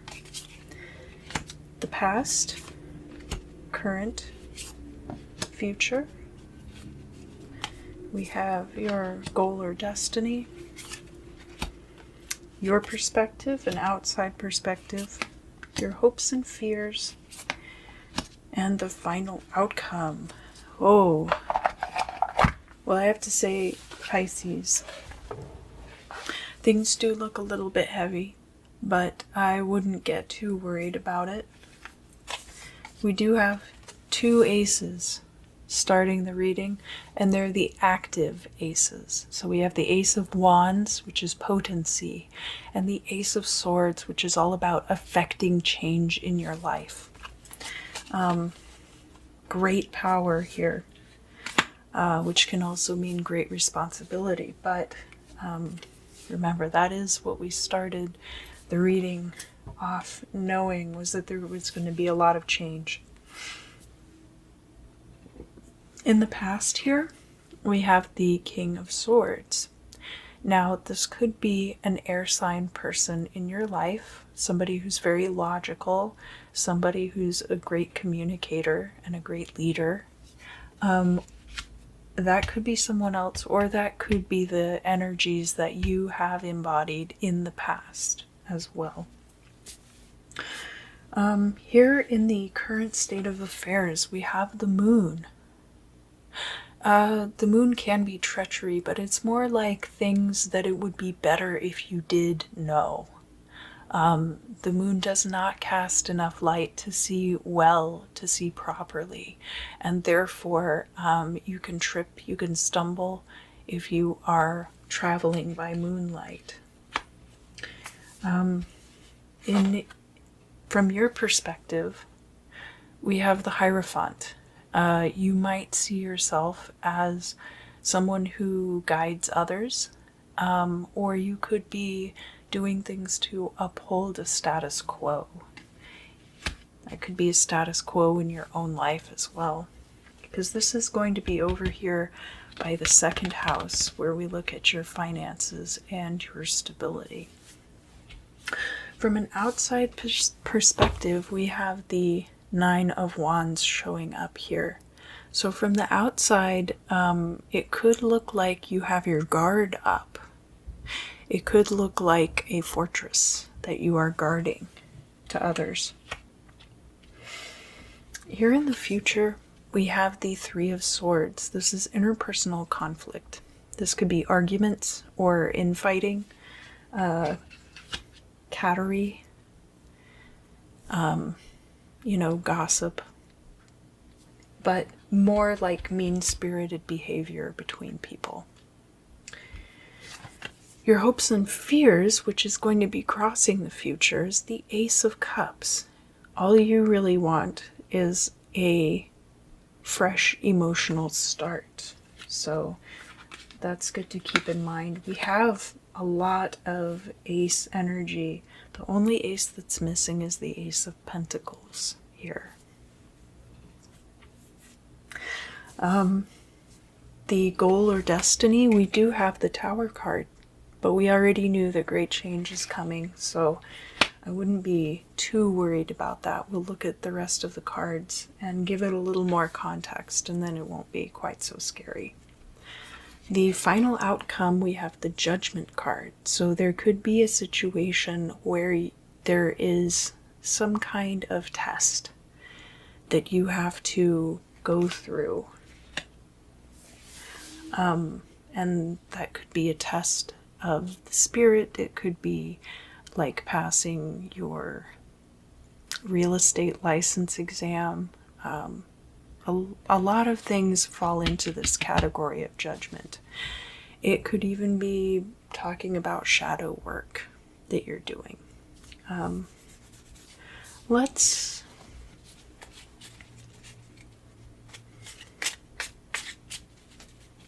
pull out the 12 houses spread and lay that on top.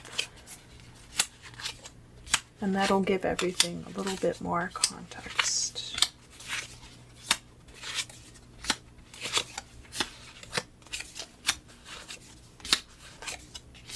Great. So one thing I would also advise is, like this card mentioned, to just check your bank account, because we do have the Judgment card here in the final outcome, and the one ace that is conspicuously missing from this reading is the Ace of Pentacles. It is showing up here now in the 6th house. So let's get around to that and we'll see what is going on. So here in the past, where we have that King of Swords, where we have the Two of Swords also, this all started with a choice that you had to make, possibly. And the King of Swords would certainly be the best equipped person to make that kind of a choice, right? So here in the 2nd house, we have, this is the 5 of Collars, which is like the 5 of Pentacles.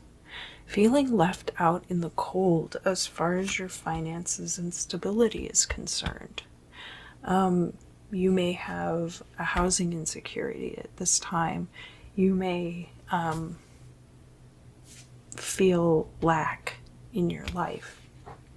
And the Hierophant here might be representing desperately trying to hold on to some kind of semblance of the status quo. Not that you're necessarily going to end up homeless or anything like that. More that maybe you thought you were going to get a certain apartment and then it falls through. Or maybe something happens at your apartment and you have to break the lease and move. It would be something like that. Not necessarily that you're, going to end up destitute. I don't see that here, but I do see a lot of drastic changes. So let's keep looking. Here in the third house, so we're getting into the territory of the MMCli, which is the cusp between the third and fourth houses, and these current events lead directly to the future events. So we have the moon here, which is things that you ought to know. In the third house, this can be siblings, it can be your immediate surroundings, and it can be communication. We have the 10 of Pentacles, so some kind of financial resolution. It could be communication about a payout for a job that you did, or it could be, like a stimulus check, or your tax return finally comes to you, something like that, some kind of communication there. Maybe this is something that would change your outlook on things if you knew about it. So maybe this communication is being hidden from you by circumstance or some other reason. The fourth house, we have your home and family situation, and we have the 6 of Wands there, which is a victory. So again, when I was talking about the second house, your finances and stability, it's not necessarily that you're going to end up out on the street. It's just that things might not be as secure as you want them to be right now, and you're feeling left out in the cold as a result of that. Let's look up here at the midheaven. So remember, we have this very scary looking tower with the eyeball at the top. In the 9th house, which is all the things you do to elevate yourself, so that involves like education, long distance travel, learning new languages, and your spiritual growth. We have the 6 of Pentacles, and the 6 of Pentacles has to do with things like loaning money. It can be borrowing money if it shows up in the reverse, but it's in the upright here, and can also have to do with speculation. So oh gosh, if any of you are involved in the stock market or the cryptocurrency market, I advise you to be just very careful with your investments in June and just really keep track of what's going on, because that could be a pivotal moment for you. And it could be a way for you to drastically improve your station. So keep in mind too that the Tower card does not necessarily mean that it's going to be a downfall or a destructive thing. It could be very good for you too, but just pay very close attention. The 10th house is your career, and we do have the 5 of Wands showing up there, and that 5 of Wands can be a very competitive energy. So there could be a job that you're doing that is very competitive, but this could also be all of this energy together kind of looks like a speculative type market where you could be investing in cryptocurrency, you could be a freelancer. There are all kinds of things that looks like, but it's very cutthroat and there's a lot of intense competition. down here in the 5th house. So it's very interesting. I think it was Capricorn had threes in consecutive houses. And you, Pisces, have aces now coming out in consecutive houses, just like you had coming out at the very beginning of the reading. Now, in this case, we have the two passive aces coming out in your 5th and 6th houses, and this is with the 9 of Wands. So that 9 of Wands being a very defensive looking energy from the outside. In the 5th house, we have the Ace of Cups, so hoping for a new romance to come into your life. You could also, because the 5th house has to do with children, you could be hoping to get pregnant. Or there could be a pregnancy for you. There could be a new romance, or there could be a pregnancy, depending on what you are looking for, what kind of energies you're bringing into your life at this time. In the 6th house, we have the Ace of Pentacles. This is a new financial start to something. So, and this is in opposition to your 12th house, where we have the 4 of Wands, which is a good, happy energy to close this reading on, might I point out. So this Ace of Pentacles could be that you're investing more in a gym membership, or that you have decided to eat better and you're investing more in the food that you're eating. It would be an investment, a new investment in your body or in your daily routines. So it could also be like buying a car so that you can get places more easily. Something like that. Up here in the future,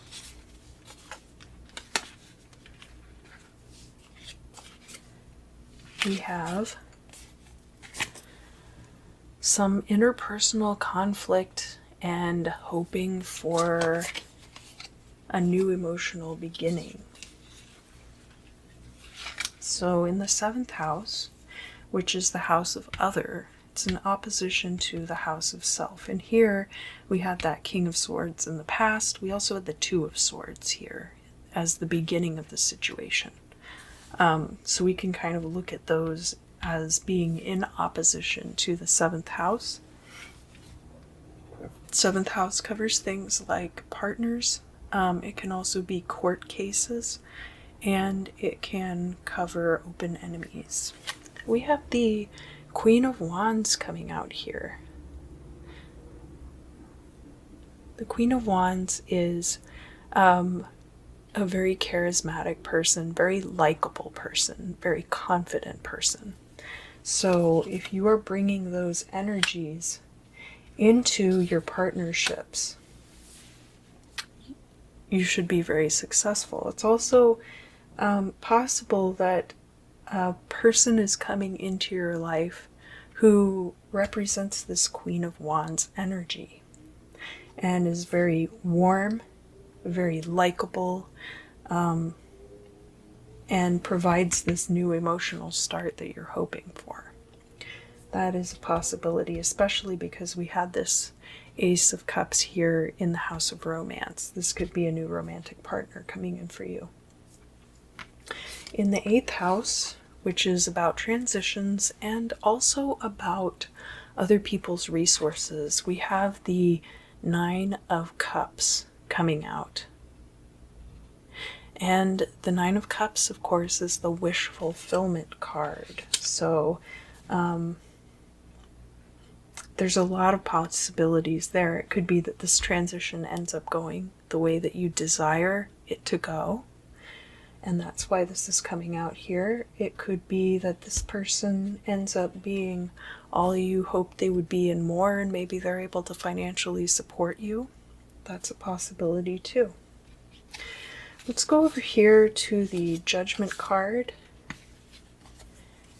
This is the final outcome, and this is where we have the 11th and 12th houses. So the 11th house, we have the Three of Pentacles.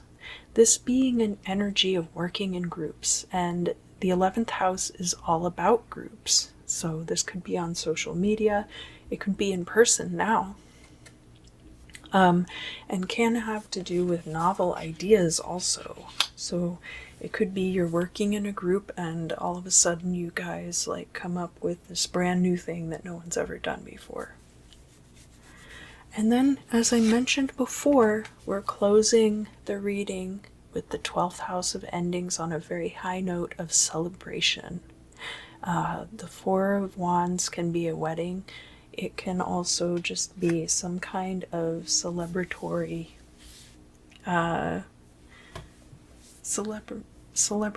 event happening in your life. So there's going to be a little bit of touch and go in the month of June, but overall it looks very good for you, Pisces, and I hope that you have a great month.